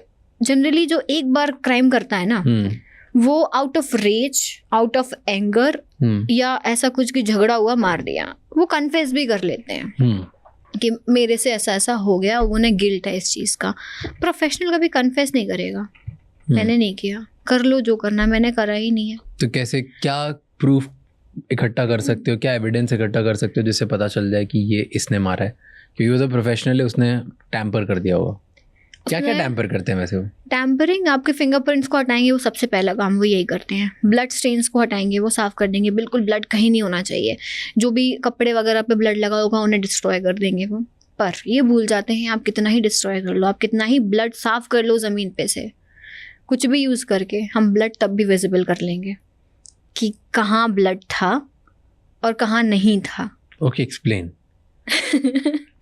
तो अगर ये ब्लड गिरा इस टेबल पे, राइट, और आपने साफ कर दिया कपड़े से, सैनिटाइजर डाल के, कुछ भी फिनाइल डाल के क्लियर कर दिया।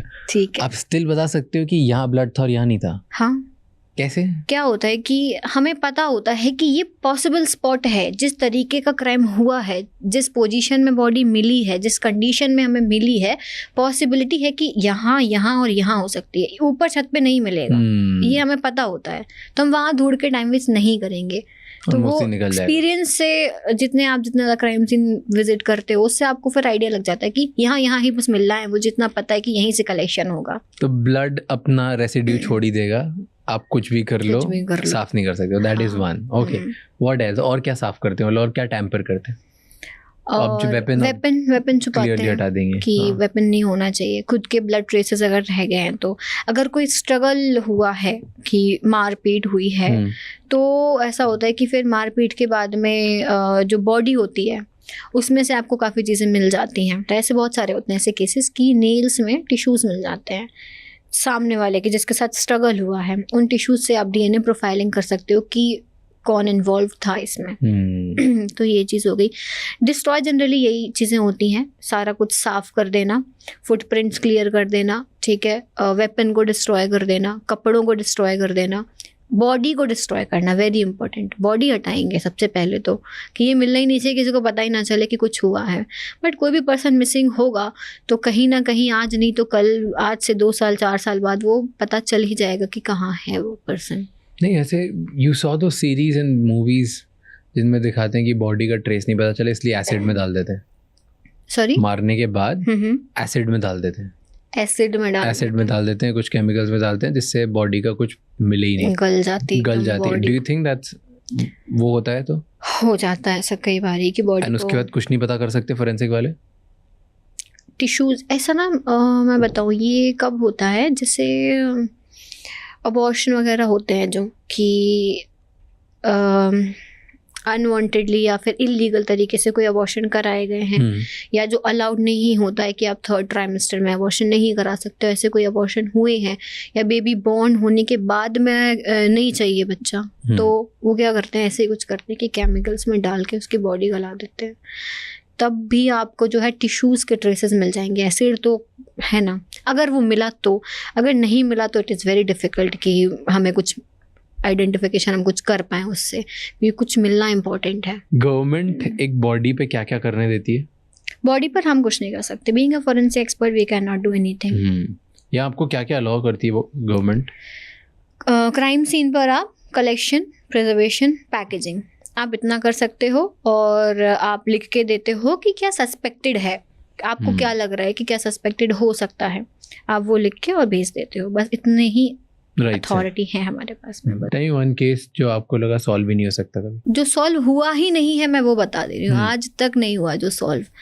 आरुषि तलवार आज तक जो सॉल्व ही नहीं हुआ, एक मिस्ट्री बना रह गया है कि आखिर आरुषि को और हेमराज को, आरुषि के बारे में तो सब बात करते हैं, हेमराज के बारे में कोई बात ही नहीं करता है, आखिर मारा किसने है। तो इसमें ये हुआ था कि आरुषि तलवार जो तलवार फैमिली की मेंबर थी, वो अपने रूम में थी, उसकी बॉडी मॉर्निंग में मिलती है, मेड आती है, मेड देखती है और मेड बताती है पेरेंट्स को कि ऐसा ऐसा है।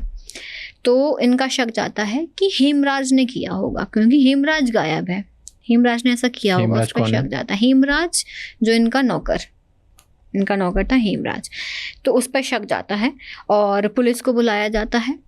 पुलिस को काफ़ी देर बाद बुलाया जाता है कि तुरंत इमीडिएट नहीं आती है पुलिस, बाद में बुलाया जाता है। पुलिस आती है, पुलिस देखती है और पुलिस सीधे जो है ये बोलती है कि पेरेंट्स ने किया होगा, क्योंकि आप रूम में थे, बाजू वाले ही रूम में थे, आपको आवाज़ कैसे नहीं आई। तो उन्हें ऐसा उन पर शक डाला जाता है, विच वॉज क्वाइट ऑब्वियस कि जब कोई आया नहीं, जब कोई गया नहीं घर से, तो यही शक जाता है कि घर में से ही किसी ने ऐसा ऐसा किया होगा। काफ़ी सारे इस पे जो है चीज़ें बिल्ड करे गए कि हो सकता है कि आरुषि को और हेमराज को कुछ ऐसी कंडीशन में देख लिया गया हो कि उसके फादर को गुस्सा आया हो और उन्होंने दोनों को मार दिया। खैर पहले तो यही पता नहीं था कि, पहले बोला हेमराज ने मारा है, तो और हेमराज गायब है। हेमराज को ढूंढा गया, पता चला कि हेमराज तो बहुत दिनों से, उसका भाई भी वहीं था उसी एरिया में, उससे पूछा गया, कहता मुझे नहीं पता ये कहाँ गया, हेमराज कहाँ है नहीं पता। और कितनी बड़ी मिस्टेक है ये कि आपने उस घर की, उस बिल्डिंग की टेरेस चेक नहीं करी, आप नीचे ढूंढ रहे हो। वो पूरी बिल्डिंग आपके लिए एक क्राइम सीन है। आपको हर जगह विजिट करना चाहिए, आपको टेरेस भी, ग्राउंड फ्लोर, फर्स्ट फ्लोर, जितनी जगह, पूरी बिल्डिंग को सीज कर लो, आप हर जगह चेक करो। नहीं चेक किया गया। कुछ दिनों के बाद जब ये केस सीबीआई को दिया गया, तब उन्हें कुछ शक गया कि दीवार पर जो है कुछ ट्रेसेस दिख रहे हैं ब्लड के। ऊपर गए, छत पर जब टेरेस पर गए, हैंडल पर भी थे निशान, साथ ही में घर, वो जो दीवार थी छत की, उस पर हैंड प्रिंट था। पर बारिश होने की वजह से और ओपन एरिया होने की वजह से वो हैंड प्रिंट डिस्ट्रॉय हो गया, नहीं तो उस हैंड प्रिंट से फिंगरप्रिंट निकल आते। और ये बहुत ही इम्पॉर्टेंट एविडेंस होता जिससे आपको पता लग जाता कि यहाँ पे किस पर्सन की प्रेजेंस थी। हैंड प्रिंट डिस्ट्रॉय हो चुका था। अब आप उसको कितना ही कलेक्ट कर लो, कितने ही फोटोग्राफ ले लो, उससे आप कुछ नहीं कर सकते। थोड़ी देर बाद देखा कि वहाँ पे हेमराज की बॉडी है। नाउ अब केस यहाँ पे चेंज हो जाता है। हेमराज ने तो नहीं मारा क्योंकि हेमराज खुद मर चुका है। हेमराज की बॉडी यहाँ पर है।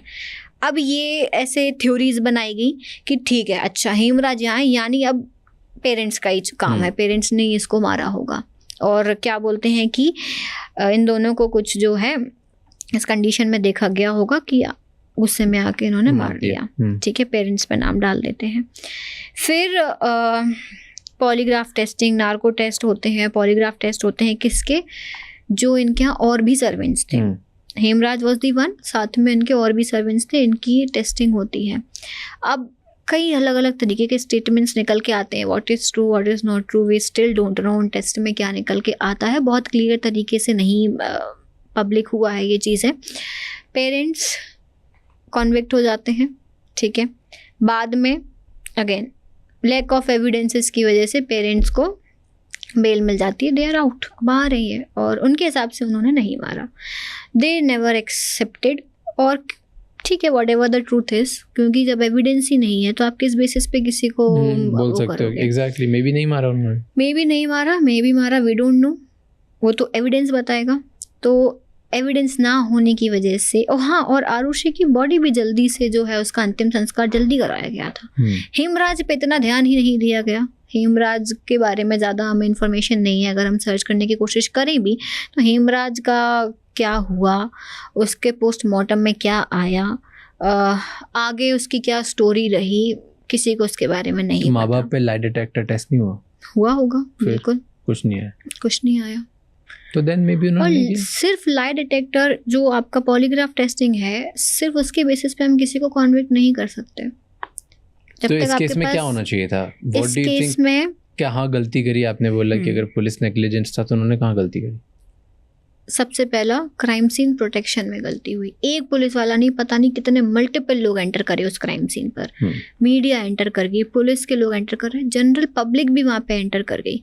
Fingerprints, footprints, blood spots, hair fibres सब डिस्ट्रॉय कर दिया आपने। क्या रह गया आप कलेक्ट करने? कुछ भी नहीं।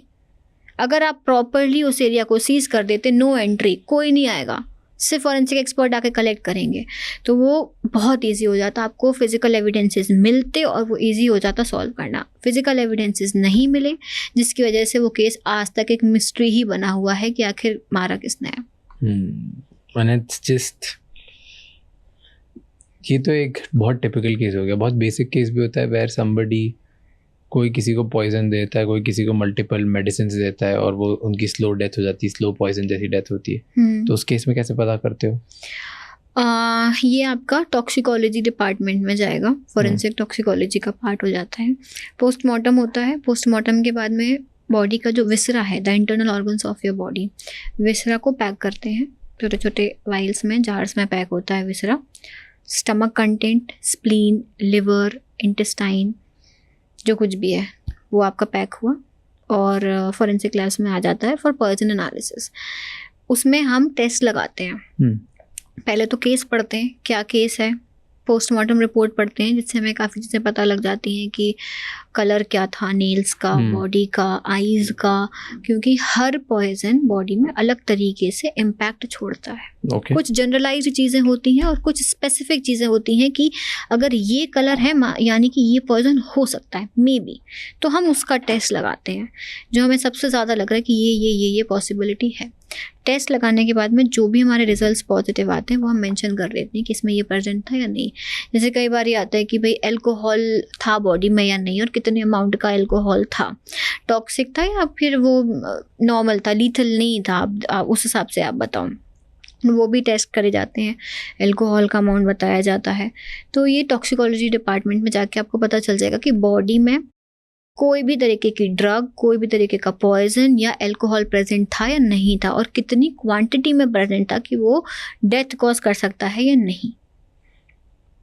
एंड ये कैसे पता चलेगा कि उसने खुद ली थी या उसको ज़बरदस्ती दी गई थी?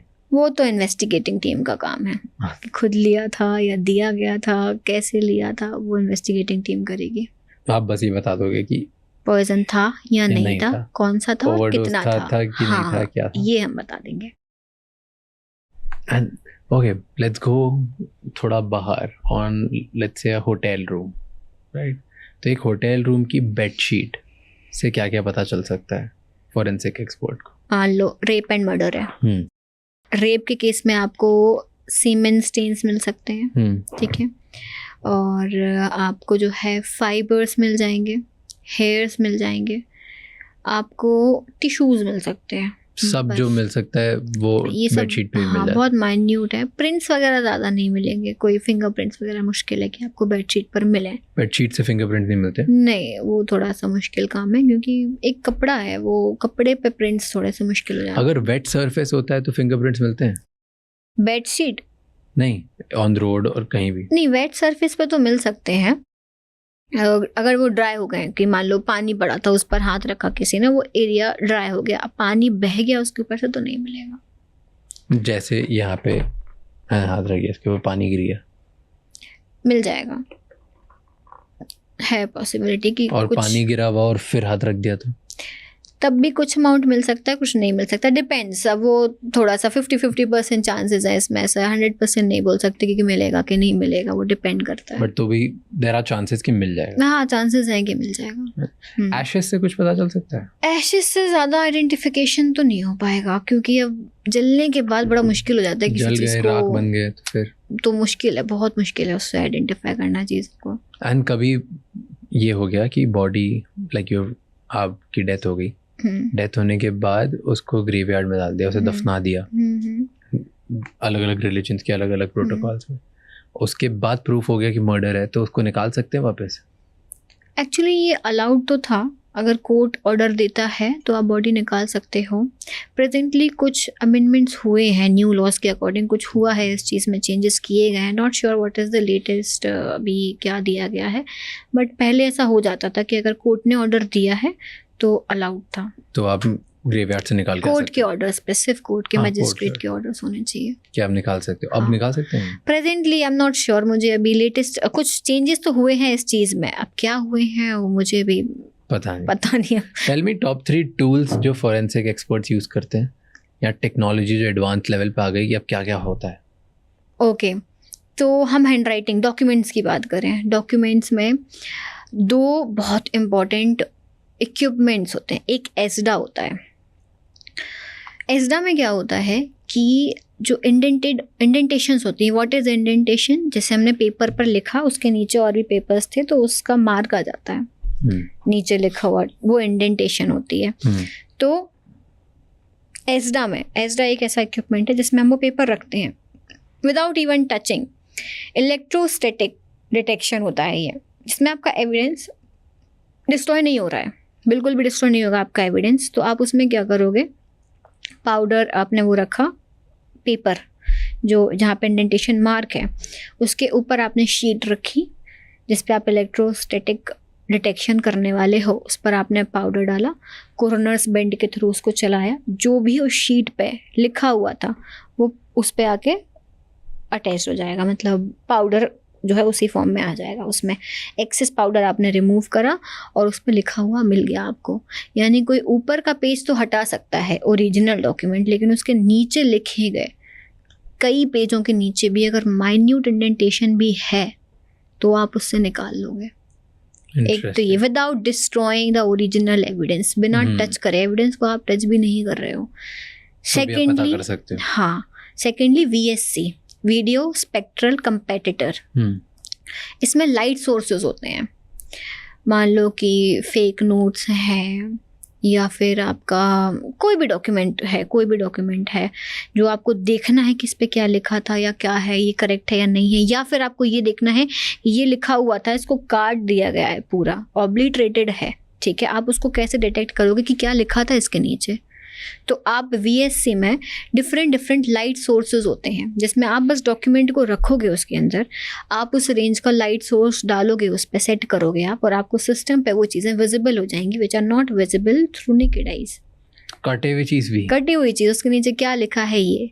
इसके अलावा अगर हम व्हीकल एग्जामिनेशन की बात करें तो व्हीकल एग्जामिनेशन में जो चेसिस नंबर होता है, जनरली जो चोरी हुई गाड़ियाँ होती हैं उनका चेसिस नंबर पूरा डिस्ट्रॉय कर दिया जाता है, तो केमिकल इचिंग मेथड्स होती हैं, हम उनके थ्रू उस नंबर को वापस विजिबल कर सकते हैं, कितना ही हटा लेना वो आ जाएगा। जैसे again I was reading about it इसकी रिसर्च के लिए कि अब ना DNA से 3D मॉडलिंग करके इंसान का फेस पता करा जा रहा है, which is not allowed around the world. अभी अमेरिका में स्टार्ट करी थी जिसमें हर कोई फेवर में था कि ये करना चाहिए कि आप DNA से करो, बट पुलिस ने मना कर दिया, कॉप्स ने, कि नहीं ये नहीं करेंगे, कि कैसे आप DNA से किसी का फेस बनाओगे।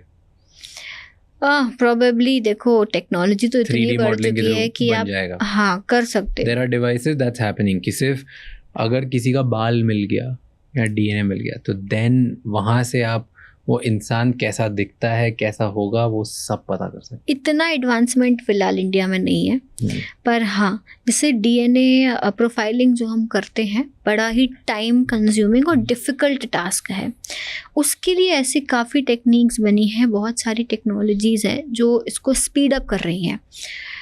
जैसे PCR पॉलीमरेज चेन रिएक्शन जिसे हम बोलते हैं, कि आपको, क्योंकि जब आपको सैंपल मिलता है तो आपको डायरेक्टली DNA तो मिलेगा नहीं, आपको कोई बायोलॉजिकल सैंपल मिलेगा, आपको उससे DNA एक्सट्रैक्ट करना होगा और फिर उस माइन्यूट DNA से आपको आइडेंटिफिकेशन करना होगा। अब आप ओरिजिनल एविडेंस पे अगर काम करोगे और आपको रिजल्ट नहीं मिला, क्योंकि ज़रूरी नहीं कि एक बार में आपको रिजल्ट मिल जाएगा, तो वो डिस्ट्रॉय हो जाएगा, फिर आप दूसरी बार कैसे करोगे उस पर एनालिसिस। तो हम उसकी कॉपीज़ बनाते हैं, एम्पलीफाई करते हैं। तो PCR में यही होता है, पॉलीमरेज चेन रिएक्शन में we make copies of that original one और फिर हम उस कॉपीज पे एनालिसिस करते हैं, तो वो हमें इजी पड़ जाता है कि एक बार, दो बार, तीन बार, चार बार, जितने बार हमें करना हम उतने बार उस पर एनालिसिस कर सकते हैं। क्योंकि आपका जो DNA है 99.9% तो सेम ही है हर किसी में, आपको वो 0.1% निकालना है जो डिफरेंट है, उससे आप आइडेंटिफाई करोगे कि ये किसका है। एक फोरेंसिक एक्सपर्ट की सैलरी कितनी होती है? It depends on the post, कि आप किस पोस्ट पे हो। डिफरेंट पोस्ट होती हैं एक लैब के अंदर, starting from the lowest to the top most. एज अ फ्रेशर जब आप स्टार्ट करते हो आपकी जो सैलरी होगी 40,000 to 50,000 होगी per month, that's it, as a fresher. जैसे जैसे आप ग्रो करोगे, जैसे जैसे आपका एक्सपीरियंस गेन होगा, आपकी पोस्ट बढ़ेगी तो आपकी सैलरी बढ़ेगी, तो वो ऐसे बढ़ती जाएगी और आपकी 70,000, 80,000, 1 lakh, maximum it will go to 3 lakhs, that's it. 3 lakh से ऊपर कैसे कोई बन सकता है फोरेंसिक एक्सपर्ट? फॉरेंसिक एक्सपर्ट बनने के लिए आपको फॉरेंसिक साइंस में अपनी मास्टर्स करनी होगी, MSc इन फॉरेंसिक साइंस। उसके बाद में मल्टीपल, अगर आप गवर्नमेंट सेक्टर में जाना चाहते हो तो एग्ज़ाम्स होते हैं, इंटरव्यूज़ होते हैं, उनके थ्रू आपको जाना पड़ेगा, वो आप क्रैक करोगे। हर स्टेट का अलग अलग तरीका होता है, अलग अलग रिक्रूटमेंट प्रोसीजर होता है। SSC के through, state PSC, UPSC, Delhi में DSSS होता है, इनके थ्रू वैकेंसीज निकलती हैं।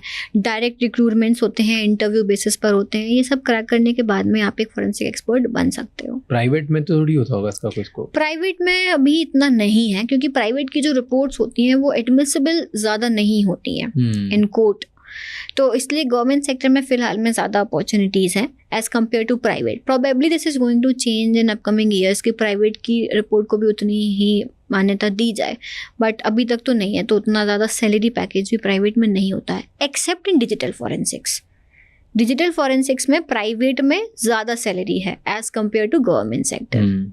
और क्या स्किल चाहिए होती है बनने के लिए एक फॉरेंसिक एक्सपर्ट बनने के लिए? फॉरेंसिक एक्सपर्ट बनने के लिए सबसे पहली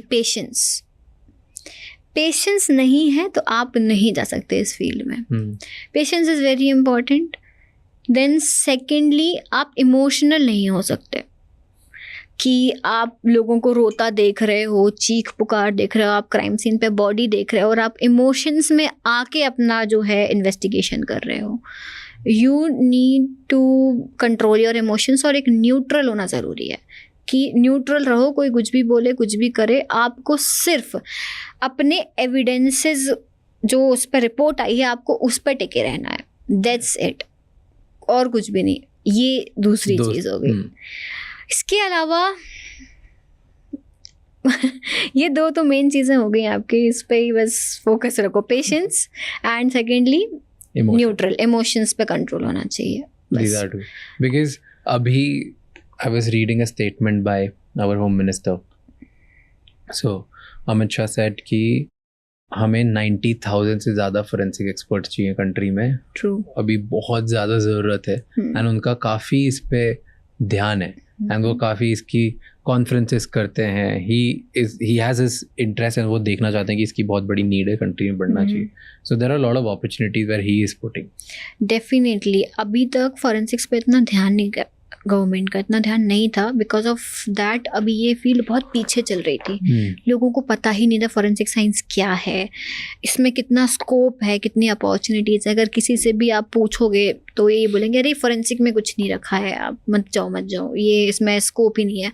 बट सच ये है कि इसमें इतनी अपॉर्चुनिटीज़ आने वाली हैं. अभी भी अगर आप देखोगे as compare to last 2 years vacancies के नंबर काफ़ी बड़े हैं और आने वाले कुछ सालों में इसके नंबर और इंक्रीज़ होंगे. फॉरेंसिक एक्सपर्ट्स की रिक्रूटमेंट होंगे, फ्रेशर्स के भी एज वेल एज जो एक्सपीरियंस्ड हैं उनके तो होंगे ही, दोनों के लिए. क्योंकि एक स्टेटमेंट आया था कि ये आया था 2023 में कि आज से 3 साल बाद, जिसमें से 2 साल ऑलमोस्ट ख़त्म होने वाले हैं, आज से 3 साल बाद हर साल 30,000 फॉरेंसिक एक्सपर्ट्स की रिक्रूटमेंट होंगे ऑल ओवर इंडिया में. तो बस 1 साल और बचा है इस चीज़ के लिए. लेट्स सी कि रिक्रूटमेंट ये बढ़ाते हैं कि नहीं. बट अभी मैं ऑलरेडी इस फील्ड में हूँ तो मैं ये देख रही हूँ कि इस पर बहुत ज़्यादा काम चल रहा है. नई बिल्डिंग्स बनना, नए प्रोजेक्ट्स आना, नए इंस्ट्रूमेंट्स आना, इंस्टीट्यूट्स आना, ट्रेनिंग्स बढ़ना, बहुत ज़्यादा इस पर ध्यान दिया जा रहा है. क्योंकि केसेस कम नहीं होंगे कभी भी, क्राइम तो कम होगा नहीं ना, केसेस कम होंगे. हमें लोग चाहिए कि क्राइम जल्दी सॉल्व हो, केस जल्दी सॉल्व हो जाए, उसके लिए हमें लोगों की रिक्वायरमेंट है. क्राइम सीन्स के लिए एविडेंस पे एनालिसिस करना एक दिन का काम नहीं होता है. एक एविडेंस पे एक रिजल्ट लेके आने में महीनों लग जाते हैं. For that you need technology, for that you need man power. But he said because he speaking about it a lot, our home minister. एक तो अभी वो एक फाउंडेशन स्टोन लेकर रहे हैं रायपुर में, again the same university CFSL वहाँ पे उन्होंने स्टार्ट किया. वहाँ पर भी forensic institute there he starting. Then वो इतना ज़्यादा अपॉर्चुनिटीज़ की बात कर रहे हैं, 90,000 लोगों की रिक्वायरमेंट की बात कर रहे हैं. देन ही सेड कि 40% अगर ये सारी उन्होंने चीज़ें कर दी तो कन्विक्शन रेट 40% तक हो जाएगा. With the help of AI, with the help of the new law system, with the help of all these forensic experts that is coming in, do you think ये help करेगा? And do you think जो ये सारे जो statements कर रहे हैं तो वो इन सब की वजह से, इन सब initiatives की वजह से, is it helping कि ऐसे statements हैं? No, these are helping. So the statement that he said कि conviction rate will rise by 40% is true? Yeah, बढ़ेगा? it's true क्योंकि 40%. आप ये सोचो ना कि अभी हमारे रिपोर्टिंग ऑफिसर्स जो है वो बहुत कम है जो कोर्ट में जा रहे हैं. रिपोर्ट्स डिले हो रही हैं, गलती एक्सपर्ट्स की नहीं है. आपके पास कम लोग हैं, आपके पास मैन पावर कम है, आप इतना स्पीड में नहीं कर सकते हो. गलत रिपोर्ट दे दी तो भी प्रॉब्लम है. तो हमें उसमें टाइम लगता है चीज़ों को करने में. आपके पास जितने ज़्यादा लोग होंगे उतने स्पीड में केसेस होंगे. आप जितने ज़्यादा रिपोर्टिंग ऑफिसर्स रखोगे जो रिपोर्ट करने वाले हैं कोर्ट में, उतने जल्दी केस सॉल्व होगा. क्योंकि एक एक्सपर्ट टेस्टिमनी के लिए कई महीनों वेट करना पड़ जाता है. अब तो ये भी बोल दिया कि डिजिटली भी आप मतलब अटेंड कर सकते हो. डिजिटली इवन सस्पेक्ट का, विक्टिम का, एक्सपर्ट का, किसी के भी स्टेटमेंट्स वो मान्य होंगे. तो ये स्पीड अप कर देगा चीज़ों को. वेल वी होप कि ये स्पीड अप हो जाए.